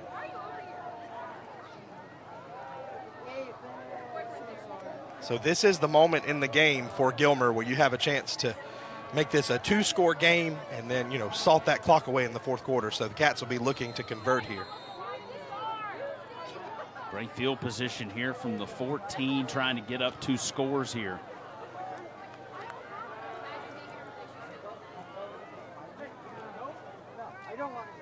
Hand off to Titus. He's going to be out to about the 10. Titus straight ahead. Just once again, a huge shout out to Blake Reese.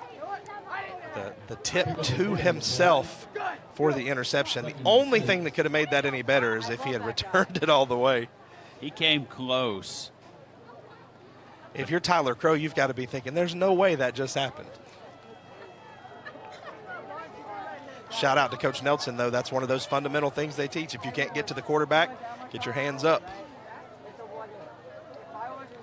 2nd and 6. Titus will keep it again. He's going to continue to rumble on down. I believe he's at the 6-yard line, just outside of that first down marker. Well, I like this right here because you don't have to try to get it all at once. Run some clock off here. You may be sending that defense right back out on the field, so let them get a breather here. But great calls here. Just run right up the middle, attack that defense. And we're just out on the field here, and Gilmer had the fumble that turned into a touchdown. Here's Gilmer trying to take that interception and turn it into a touchdown to even this thing back up. 3rd down and 2.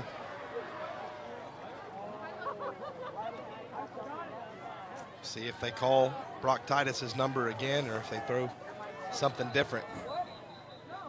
And there'll be a timeout taken on the field. Coach Standard wants to think about it, and we'll stay right here. So just a huge turn of events. I hope that Blake Reese's family was watching that. That is the moment of his young high school career. By the way, there's a number of different ways you can watch us. We are on ETC, Channel 3 in standard definition, Channel 403 in high definition. We are on YouTube tonight. Big shout out to the Gilmer Audio Video Club here, and Coach Rickman, their teacher, working with us. So we are simulcast there on YouTube. However you are watching us, we appreciate you making us part of your Friday night, and you have turned into a good one, Caleb Frady. It's been a really good game, real back and forth. Each team's been able to answer the other one. We've seen some defensive stands and good defensive play. Been some good offense as well. Relatively clean football game. 1 turnover for each team here, and Gilmer really trying to seize control. They had really seized momentum back. You can really feel this place deflate a little bit here in the 3rd quarter, the way they got the ball, didn't do much with it there, gave up the fumble, but then the kickoff return for the touchdown really brought this place back to life. That interception, I think score right here going to be really energetic crowd. 3rd down and 2. Big play. Titus gets it. He's going to be a little bit short. And I tell you, we've seen the special teams unit for Gilmer not look very impressive. I'd be surprised if Coach Standard doesn't say, boys, we need a yard. Well, he's close. I mean, he got it in there about as close as you could get here without picking one up. He's about a yard short, looks like. I absolutely would go for it here.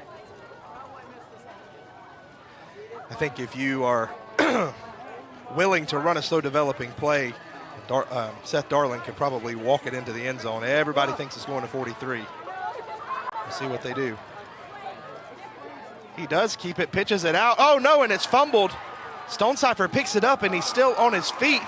Goes all the way around the corner and will pick up the 1st down.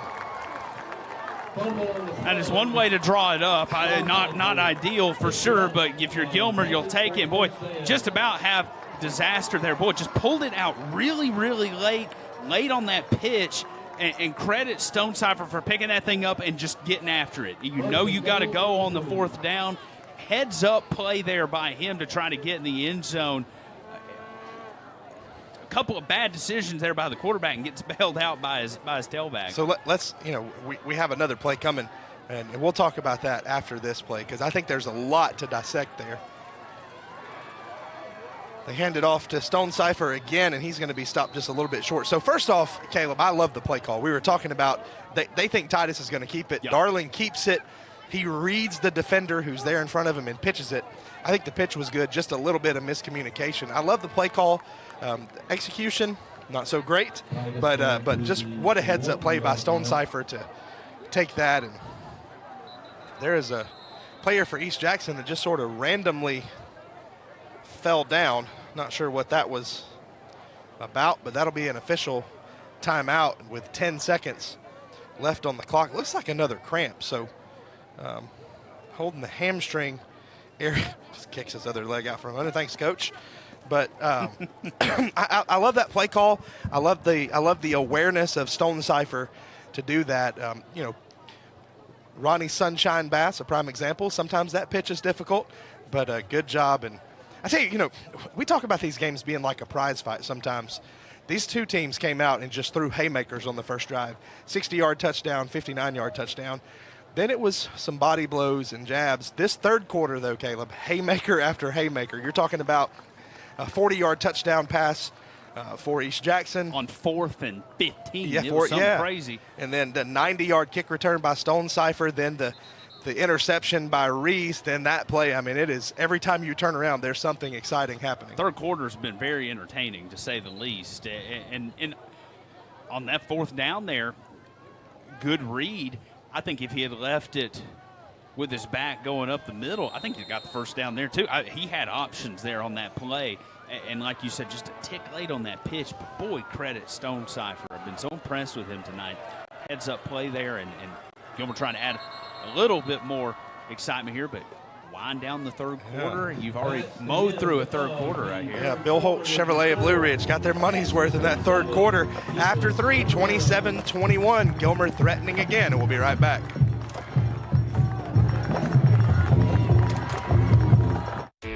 This country was built on self-reliance. Our fathers and grandfathers knew when something was broken, they should know how to fix it.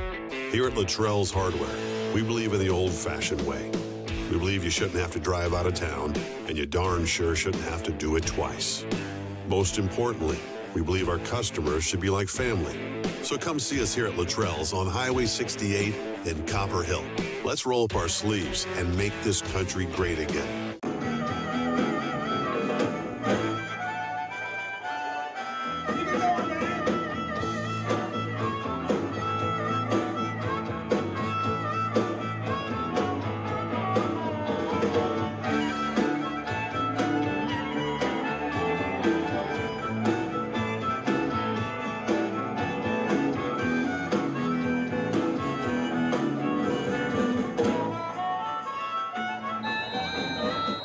Second down and goal for the Bobcats here, already with a 6-point lead, looking to add to it. Darling takes the ball, hands it off to his fullback. They push, and just a little bit short. So big 3rd and goal from the 1 upcoming here for the Bobcats. Not a terrible play there, as you get that clock to running and start ticking a little time off there. 3 minutes and 23 seconds that Gilmer had the ball there to end that third quarter. So this is going to end up being, almost a 5-minute drive here, and you're hoping you get some points on the board here. Great answer there for Gilmer.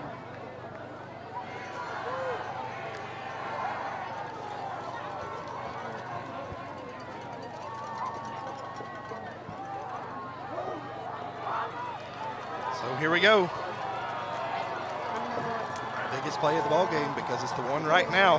3rd down and goal. Darling going to keep it, and he walks on into the end zone for a Bobcat touchdown. What a score. Great execution by the Cats. We'll see what they do here on the extra point. 1-yard keeper right here, just looking for that seam, turns, leans in, and he is in there for the score.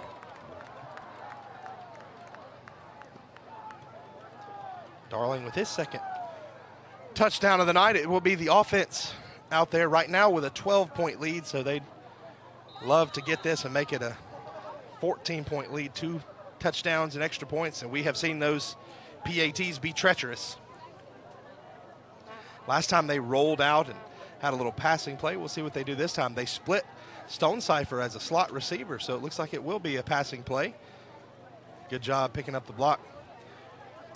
Wow, good job picking up the block by Titus, and that was in and out of the hands of the intended receiver over there. That play was drawn up beautifully and should have been converted. This is one they'll regret. Yeah, Bryson Daniel, the junior, hit him in the hands, and he couldn't hold on to that thing. He was wide open. Boy, put you up 2 touchdowns there fully if you're able to convert. But great answer there by Gilmer to whittle a little more time off that clock. you're now up to, touchdowns here for sure, 33-21. If your defense can get a stop here, I really like where you're at. So let's stay right here and talk about a couple things. First off, offensively for the Bobcats. It's been a long time since we've seen them score 33, 34 points. But now they do it in back-to-back games. So offensively, people say, well, there's not a lot of scoring when you run that wing tee. Well, there can be. Offense is clicking. They're explosive. Special teams return unit gets a touchdown. Your quarterback's running well. So you like the way that's working. Your defense, there's some improvements to be made, especially with the Cherokee Bluffs of the world coming into town. But the one thing I think Coach Standard is going to be happy with the way his team's played, but he's going to say, guys, we have got to clean up these mistakes. We can't put the ball on the ground, certainly, and special teams got to clean those up. We've seen the ball kicked out of bounds a few times, a couple missed PATs, and so there's some things that you definitely have to clean up with region play coming up. Well, you've still got 11:05 to play here in the fourth, and Gilmer's down to one timeout, so there's been some confusion a couple of times on offense. They've had to take those timeouts. You hope that doesn't loom large here at the end of the game. So plenty of room for improvement, but with the rushing attack that East Jackson's got, you're going to give up some points. There's a flag coming in there. That's a huge return, but there will be two flags thrown blocking the back, so that'll be coming back. They'll be inside their own 20, will East Jackson, when they get the ball. That one pretty blatant right there in front of the referee. Blocking the back. And that happens on those kick returns when you're cutting all the way across the field. We'll see if we can find it. So good return. That's Green back there. Looking for the block in the back. There it is. Just a very subtle push, but you are not allowed to do that. Good job by the Gilmer defenders to not push late out of bounds, too. Sort of pump the brakes. By the way, while they sort this out, we want to thank our good friend Chris Wong, State Farm. Of course, as the agent here in LJ, he can take care of all your insurance needs. And as Coach Adam Williams sang his praises last week on our telecast, not only a good insurance agent, but a good guy, talented musician, wonderful Renaissance man, just an all-around good guy. So go see Chris Wong there for your insurance needs.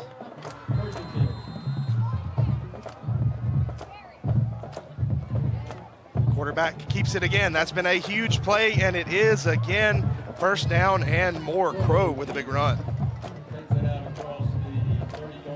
Boy, he's just been deadly here tonight for East Jackson. Just immediately pulls it, knew where he wanted to go with the football, and takes off downfield. He's an athletic kid. He has really played well and been impressed with his decision-making here tonight. And, with the way that they can move the ball, especially with his legs, and you've seen what he can do with his arm as well.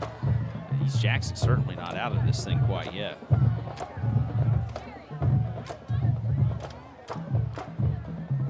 So another big quarterback run for first down.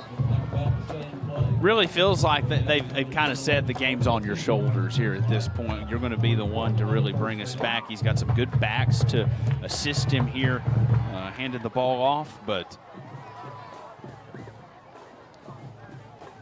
really kind of leaning on his athleticism here late.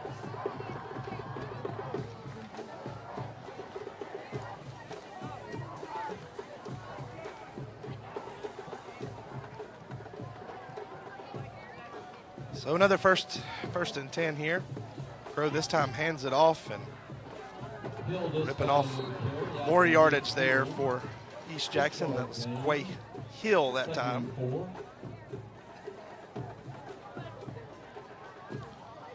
By the way, thanks to the good folks who run the East Jackson High School Football Twitter page.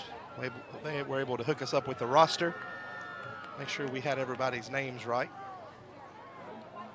Also, a huge shout out to the folks that run the press box up here. We had a whole packet of information when we got up here tonight. Referees and schedule and things that were going on, park and rec schedule, all that stuff. So another first down, but there is a flag on that play, so it'll go back. Good looking play design right here. Hand off over there to Hill. It's like a couple of different jersey grabs over there. I don't know which one got flagged. But they had a block in the back and a hold there. On that one, going to wipe out a really nice gain. 10 yards from the spot. So if you're Gilmer, you're very content to watch them walk backwards, let the clock tick. 2-score lead. I think one thing we can say about both of these teams, though, watching them tonight, Caleb, versus where they were last year, both of these teams very, very improved. And absolutely. Crow takes off again. He's going to have another first down. And if you're East Jackson, I mean, you play in such a tough region. We were talking about that before the game. I mean, there's some really good football teams in that region that you're going to have a hard time really stacking up. But this is definitely a much improved East Jackson squad. Very athletic quarterback. They're able to move the ball on the ground, can throw via the air when they need to with some speed. Gilmer obviously is a lot improved from what we saw last year. You know, this offense scoring in the 30s on 2 consecutive weeks. So a really, really good effort here tonight by both squads. AAA Region 8, North Oconee and Monroe area, as we see a huge run from Maddox. Both currently sitting in the top 10. Coach Wesley Tankersley's Stephens County Indians over there in Toccoa, currently undefeated. Hart County as well over there. So there's some good teams. That's a battle if you ever want to make it to the playoffs. Yeah, that's a stacked region for sure. You know, and on the other side of that, Gilmer's region, stacked as well, Cherokee Bluff, Dawson, North Hall, but maybe a little bit down from where they've been in years past. We'll see how that plays out. But the concern right now is stopping this rushing attack from East Jackson. Between Hill, Maddox, and Crow, they are just slicing through that Gilmer defense.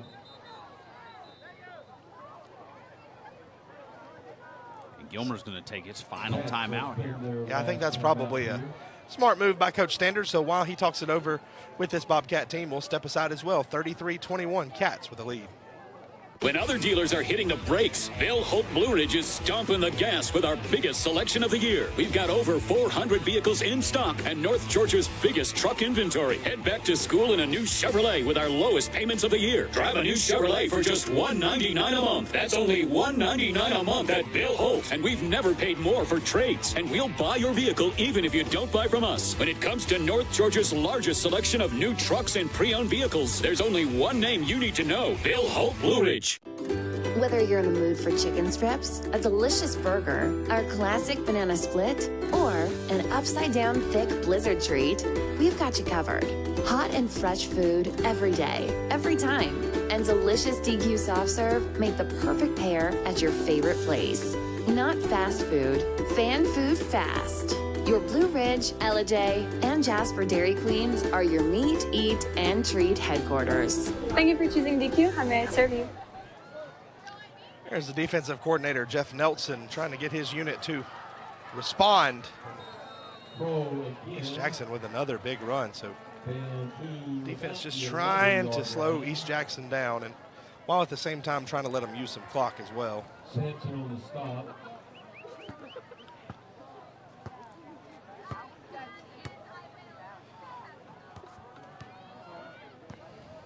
First and 10 from the 11. East Jackson doing exactly what it wants here on this drive. Burn a little clock off here and move the ball really well. Maddox brought down at about the 3-yard line, and so Gilmer defense is going to have to rise up to keep him out of the end zone.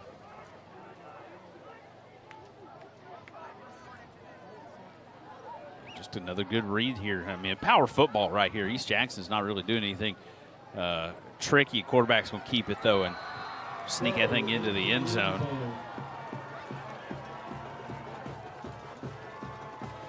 So Crow puts East Jackson back within a score. A 5-yard run there for the score.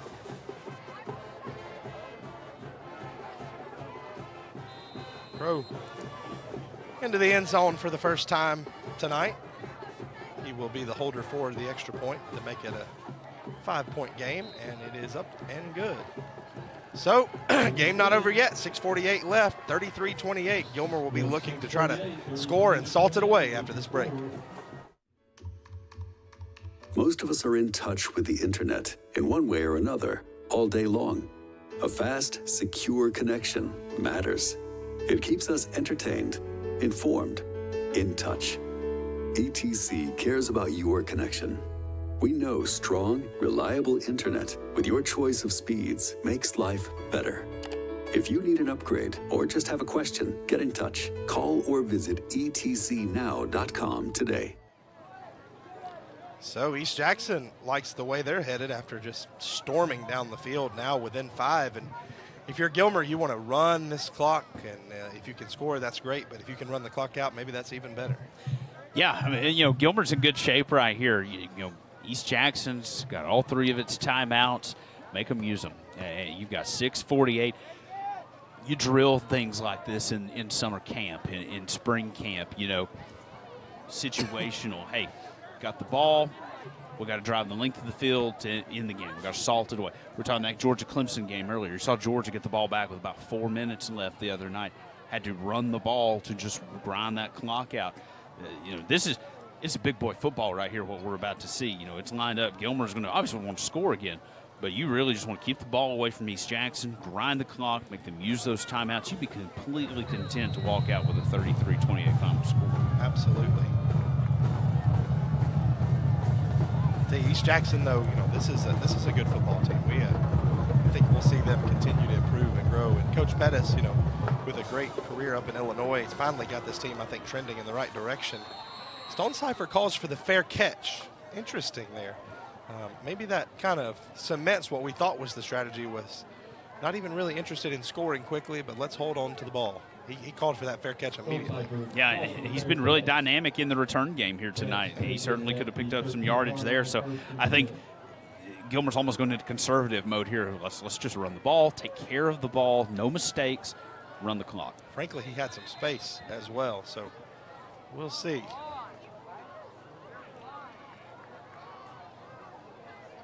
Coach Standard been in this position a lot of times.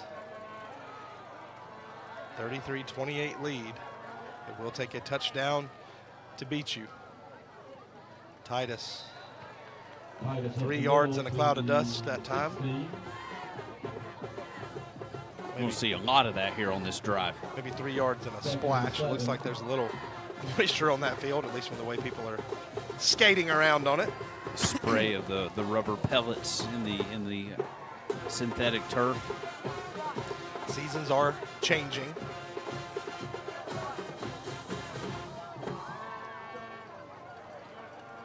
Second and 7 here for the Cats. They're going to hand it to Titus again, and absolutely no running room for big number 43 that time. So now you still got 6 minutes left, and it's second down and 6. So, or excuse me, third down and 6. So interesting. See what they do here.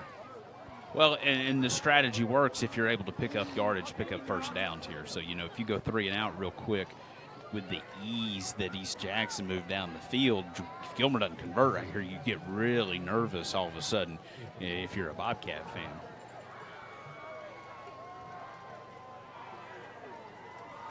No punts from the Cats so far tonight, and they would love to avoid that here. On 3rd and long, we've seen a fullback dive almost every time. We'll see. No, they're going to throw it this time. Open receiver. Wow. Stonecipher lets it go right through his hands. And we've seen him play outstanding football tonight, but that one probably should have been caught. Actually, 2 open receivers out there in the route tree. Yeah, the 2 guys just open right there in space next to each other. Had options there, and Stonecipher probably has a first down when he catches that thing, turns and comes back upfield. The other receiver didn't have as quite a clear path there, but now Gilmer's in a little bit of a tricky situation here. You're going to have to kick this ball away, and they're going to have 5 minutes and 3 timeouts. So not what you wanted to happen. You also don't want 12 people on the field.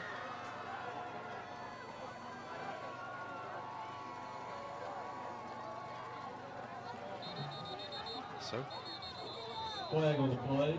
Flag there. I don't know what the penalty is. Delay a game. Okay, so Gilmer will back it up even 5 more yards, and the wheel's falling off here with 5 minutes left.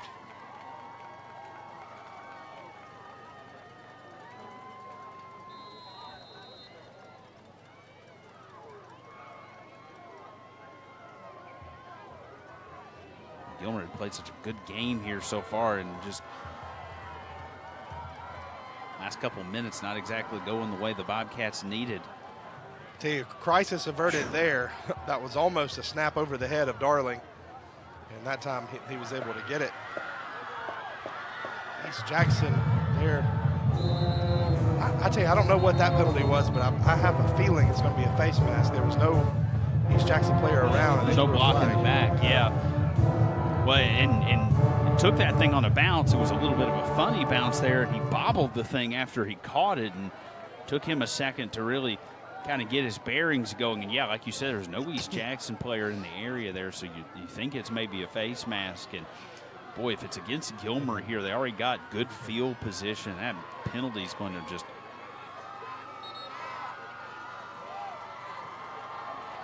give them even better spot here. Face mask called against the Cats. So that's exactly what it was. And boy, this snap just about getting over the head. Great Darling kick, there. by the way. Yes. Another He slipped down, yeah. Yep. There it was. Just grabbed it for a second. So that's the 5-yard variety and not the 15-yard there, since he grabbed it and let go really quickly. By the way, at the outset of the game, we mentioned a big matchup between Rabun County and Murphy. Last score we have, that's Rabun County 38, Murphy 0. So Gunnar Stockton and crew taking care of business. Tyler Crow also taking care of some business. Flag is thrown, though, so that one will be coming back. Apparently a wild scene up there. Player ejected in the first quarter, so interesting antics, but Rabun County taking care of business against a very historic Murphy Bulldog program. Boy, and the clock is all over the place. The clock didn't start when they snapped the ball. They started it late and then stopped it way late, so a bunch of time has come off here. See if we can identify the hold. That was back behind the play. Not sure where it was. I tell you, there are some big bodies on that offensive line, and I think as Gilmer's continued to have to deal with that over and over, that line is just really starting to get some push, and size wins. So 10-yard penalty there. They still have the ball at about midfield. 48, 49-yard line to be precise. First and 16. First down, just a little under 5 minutes left. Crow going to keep it himself, and Gilmer has got to figure out how to get him on the ground. Gains 5 there on first down. When a touchdown wins the game. 6 for Reese brings him down. Bring it back to the original line. Tay, I'm really not sure about the decision going back, not to second guess, but Stone Cipher calls for the fair catch instead of returning, setting up good field position. You go very conservative, 2 fullback dives, and then the incomplete pass, which stopped the clock, maybe make it even worse. And then, you know, with burning essentially no time, you have to punt it back. And now East Jackson in good position. It put a lot of pressure on your offense to move the ball, because if you do what happened there, you give them the ball at midfield, whereas if you'd be able to pick up 10 or 15 on the return, you know, you're backing them up a little bit here. And I tell you, this news continues to get worse. Just can't throw him down to add to it. Oh, there is going to be a late hit. I'm not sure about that call. They had a chance to throw him down and just sort of held him up, and the official throws the flag. I think this crew might be a little trigger happy down there now.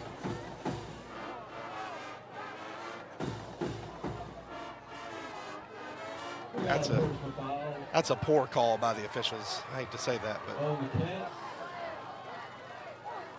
and Coach Standard is letting them have it too, and he's right. They had every opportunity to hit him late and just held him up so he wouldn't fall down. And if I'm Coach Standard, I'm just as furious there. That's a terrible call. So you watch the play here.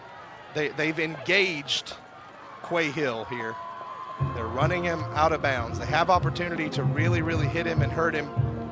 And they let go. He just sort of holds him up, does not throw down. And I think he's getting one of these two guys there for jumping in on him there, going out of bounds, and one that probably could have been let go there, and it's going to really probably hurt the Cats right here. We know Coach Standard is a religious man, so he probably did not say anything, but I'm sure he was not a happy camper. Crow almost down to the end zone. So if you're Gilmer here, you essentially have to let him score. Yeah, some double pushing and shoving going on there along the line of scrimmage. So Gilmer is going to have the ball essentially probably with 3 minutes left. In a position where it seems like maybe you had an opportunity to salt the game away. You had a 2-score lead, and now you've let East Jackson come back, and they're about to take the lead. So Coach Nelson and this defensive unit, they're going to have some regrouping to do after this. Now East Jackson, of course, will let this clock run all the way down. Yeah, they're going to do to Gilmer here what Gilmer was trying to do there on that previous possession. If you're East Jackson, maybe you think, wow, we've got a couple chances. We don't have to score right here. But I think you have to score when you can, because if not, you risk a fumble or anything like that. And they're going to just let that clock go down and then call timeout here. So Coach Standard. And if you're Coach Standard and Coach Nelson in that huddle, you're saying, you know what, we're not going to let them score. Just get a stand right here, and then you can win the game. But saw Gilmer do it a season ago against Murray County right here at Huff Mosley Stadium, and you certainly can do it here. It's going to be second down, so you just need a couple more stops right here, and you're a poor read away or a slipped handoff away from something happening here, but. If you're the Bobcats, you got your back against the wall. We talked about situational drilling, giving the offense the ball, saying, hey, you got to burn a clock out here. Situational defense right here. They've drilled this, back against the wall, first and goal, got to make a stop. Yeah, so let's talk about this, though. So let's talk about clock management versus momentum, because Gilmer's on their heels right there. If you run a play, you're going to punch it in the end zone, but they want to let's run the clock down. Let's get all the way down. But now Gilmer's defense has had a chance to get a little bit of Gatorade, take a breath. Now those guys are thinking, all right, now we can take our every bit of energy that we have left. We can get a stop, and so you've really reinvigorated in a lot of ways that Gilmer defensive line. And so we'll see if it backfires or not. Clock management versus momentum. That one of those interesting discussions. Crow going to keep it, and he will step in. Oh, the ball comes out, but I think it's after he crossed the goal line. Yeah, they're going to say touchdown. So it will be touchdown East Jackson. They have scored 2 straight touchdowns after being behind, and you have to tip your cap to that offensive line, especially for creating those spaces. A 3-yard run there for the quarterback. 2 consecutive scores for him, and so they'll go for 2 to try to make it a field goal game. I don't suspect we'll see the Gilmer field goal unit unless it's absolutely necessary. Has not gone well tonight from that perspective.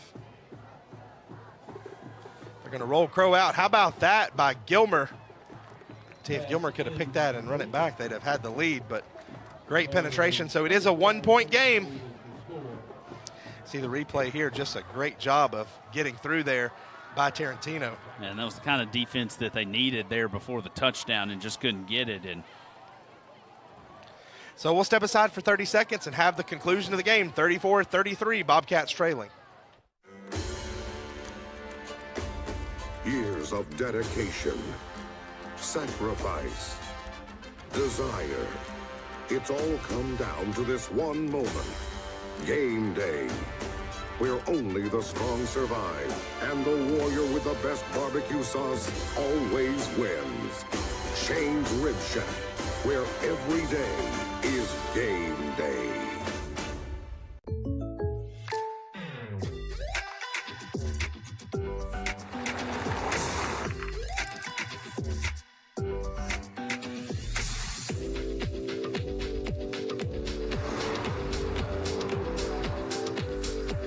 For your surprisingly great rates, contact your local State Farm agent today. If you want the real deal, call State Farm agent Chris Wong in East Ellijay today. Like a good neighbor, State Farm is there. So the tables have turned for the Bobcats. What once was a 2-score lead is now a 1-point deficit. And so you've got to shake all that off, though, and starting with this kick return, you got to be thinking end zone.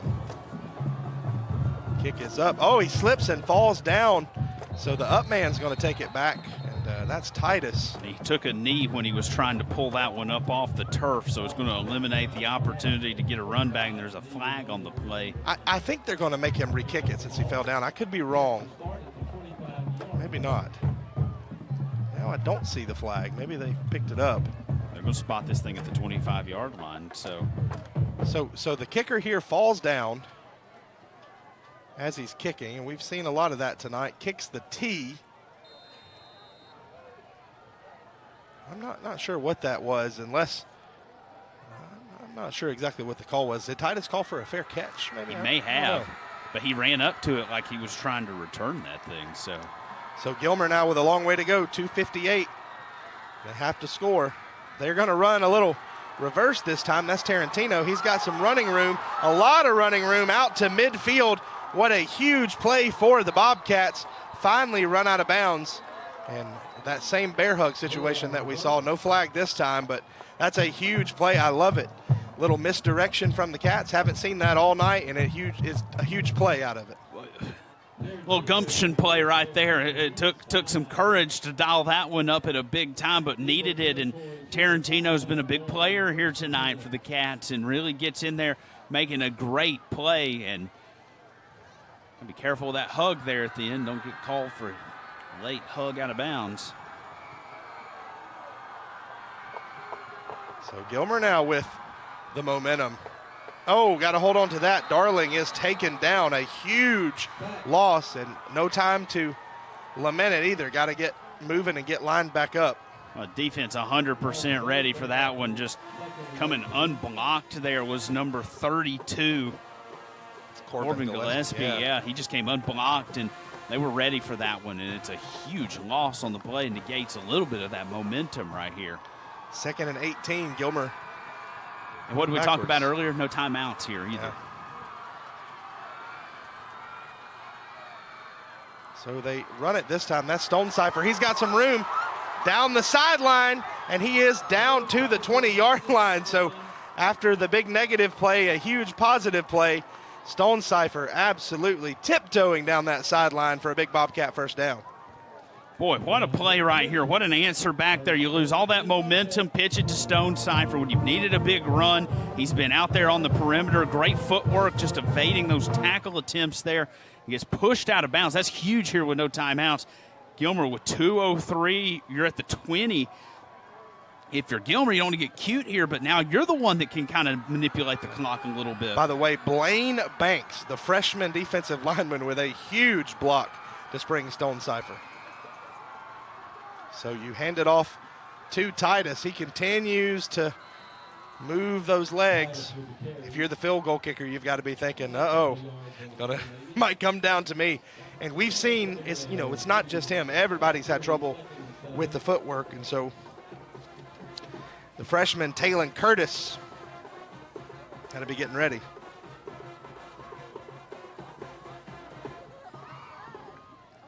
So Darling keeps it this time, pitches it to Stonecipher. He's got the edge. He turns, and he is in the end zone for a Bobcat touchdown. Option play goes for 6. Gilmer, undeterred by the East Jackson score, is now back in front with 1:27 left. Check out this great play by Darling and Stonecipher. Just a great pitch there. Pulled that defense in. He's made great decisions with the ball all night. Let that defense try to pull him in. Got it back outside to Stonecipher. Found a gear on the outside. A 17-yard touchdown run there. What an answer there for Gilmer. That is the 4th time that Kobe Stonecipher has been in the end zone tonight. Just a great night for him. Now it's Gilmer trying to extend the lead back to 7. Already here up 5. They're going to go for 2.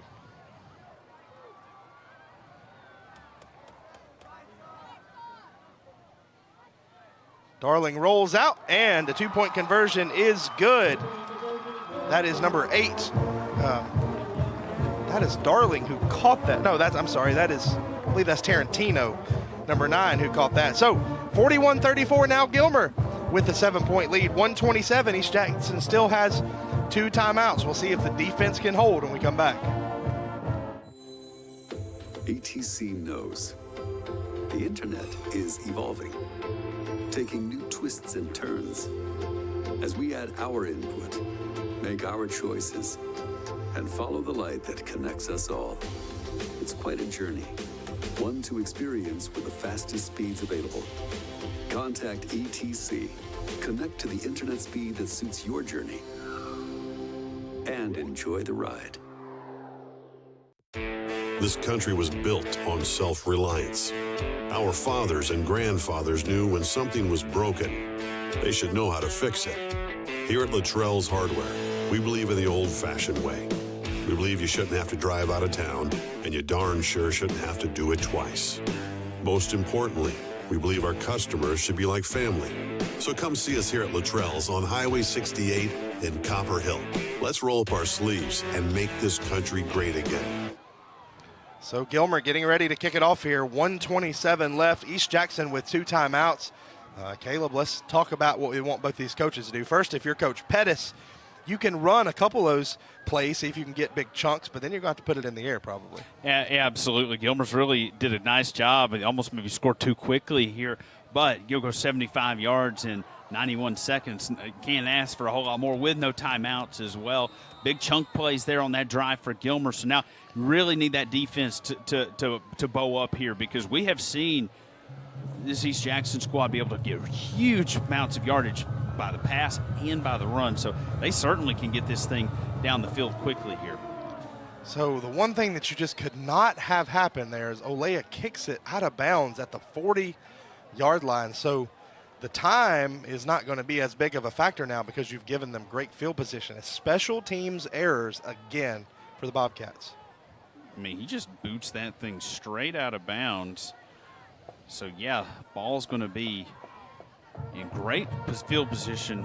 Just about 90 seconds left. Still 2 timeouts left here for East Jackson. So they are certainly not out of this thing yet. Gilmer, by the way, 41 points. I know we've seen them in that one game against Lumpkin. I know they scored 62, but it's been a long time since we've seen the Cats with this many points. So 41-34 our score.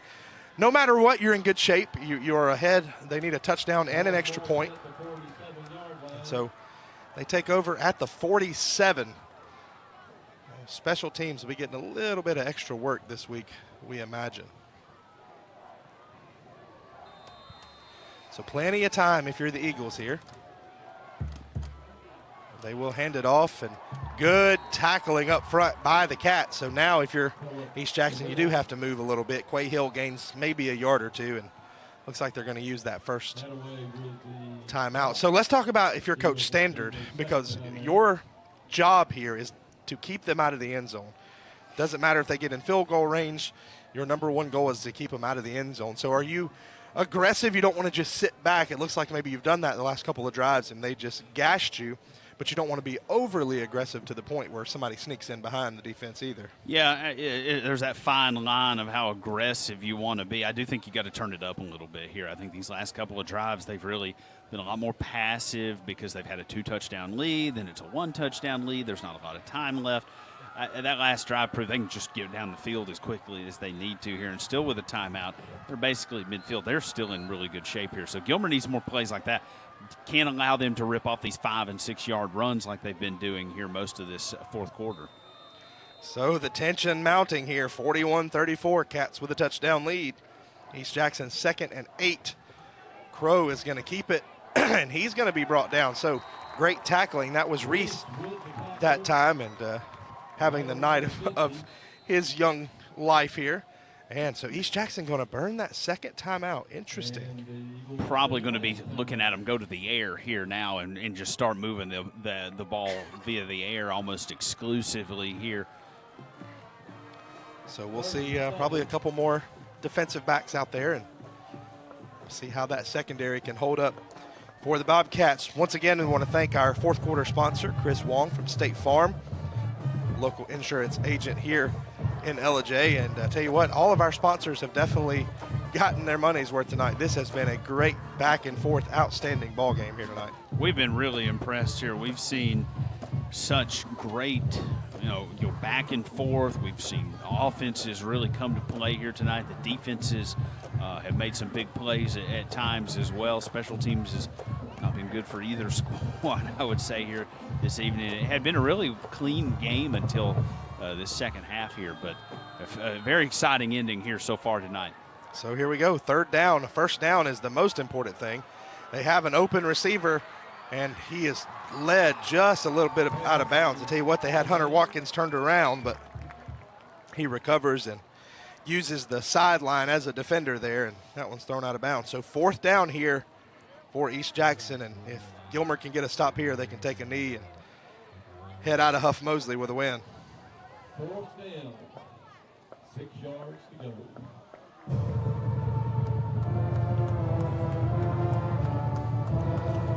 Four players have been in the end zone more than once tonight. Crow has been in twice. TJ Jackson has been in twice. Kobe Stonecipher 4 times. And the quarterback Seth Darling has been in twice as well. Offensive fireworks in LJ. 41-point night here.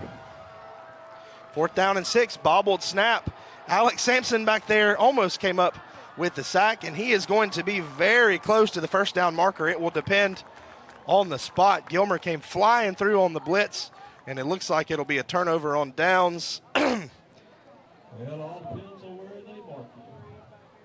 Great effort by Crow, and it will be Gilmer football. So with 50 seconds left on the clock, the Bobcats miraculously are going to hold on and win this ball game.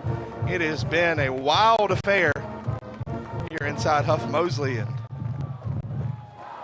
Gilmer will try to take a breath, clean snap, take a knee, and get out of here. By the way, tip of the cap to this East Jackson team led by Coach Cameron Pettis. I think they have a bright future. Offensive scheme works, got some athletes over there, got some size, and so big shout out, tip of the cap to them. Yeah, really, really impressed with them here tonight. They really came to play. Gilmer came to play too, though, and credit both these teams. Each time one made a play, had a big drive, the other one came right back and answered. You know, if one had a terrible mistake, a big turnover, picked themselves right back up off the mat and went back after it again. Both of these teams played really well here tonight, especially offensively. Credit East Jackson coming back, down 2 touchdowns there in the fourth quarter, coming back and getting the tying that thing up. Huge credit to Gilmer, or in getting the lead, I should say, and then Gilmer answering right back there and getting the win. And Bobcats going to have a winning record here for the 3rd time in as many seasons, and great time for a winning record to go 2-1 here as you get into the bye week. So that will do it for the game. It was a wild back and forth, shenanigan-filled ball game, but Gilmer with a 7-point lead, or 7-point win, 41-34. Both teams played really well. We're going to take a break. We'll come back and sort it all out for you, but the storyline is Bobcats 2-1 with a big 41-34 victory.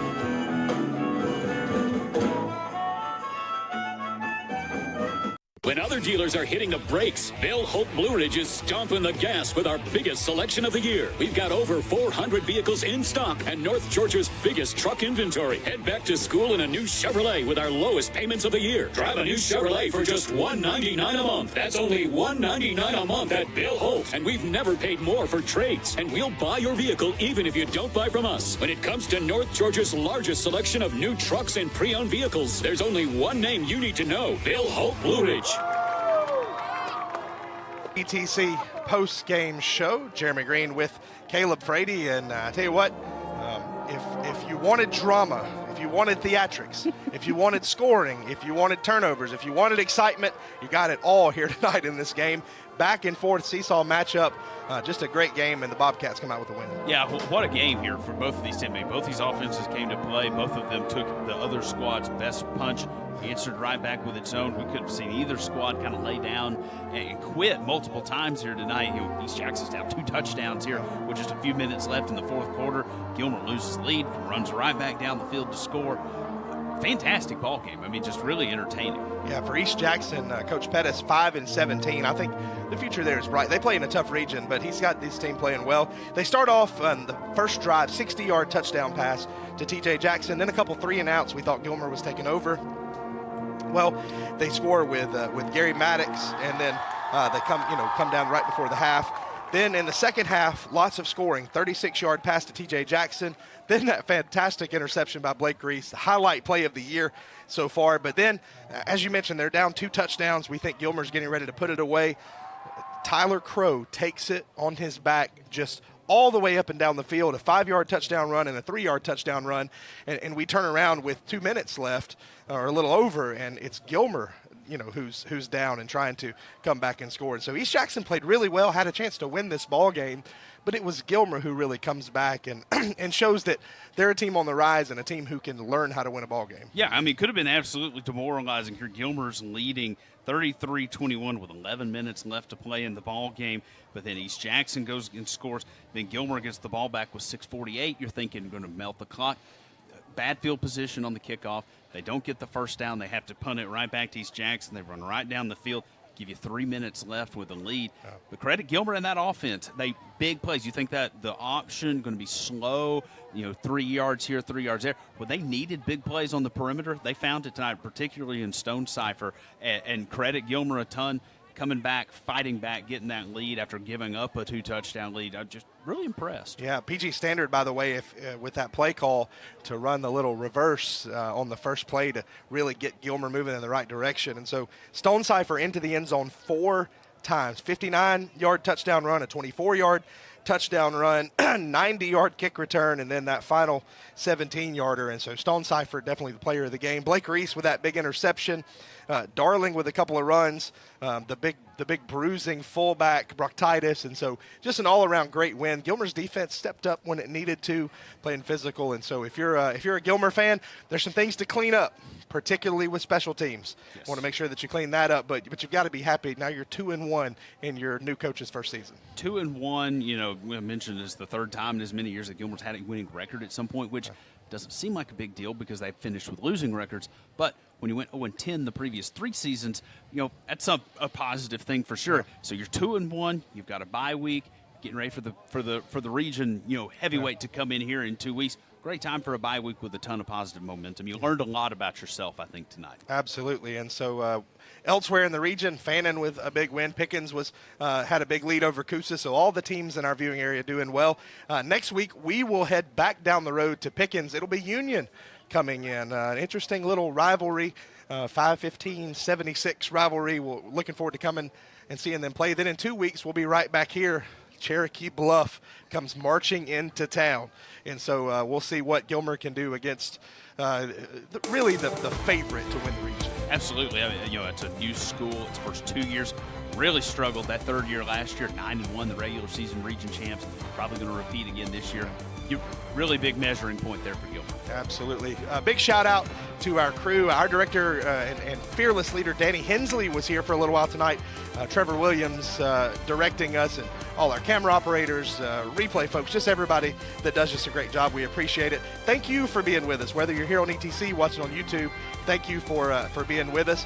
Come back next Friday night. We'll be just down the road in Pickens, and we will see you then. Have a great weekend, and we'll see you next Friday.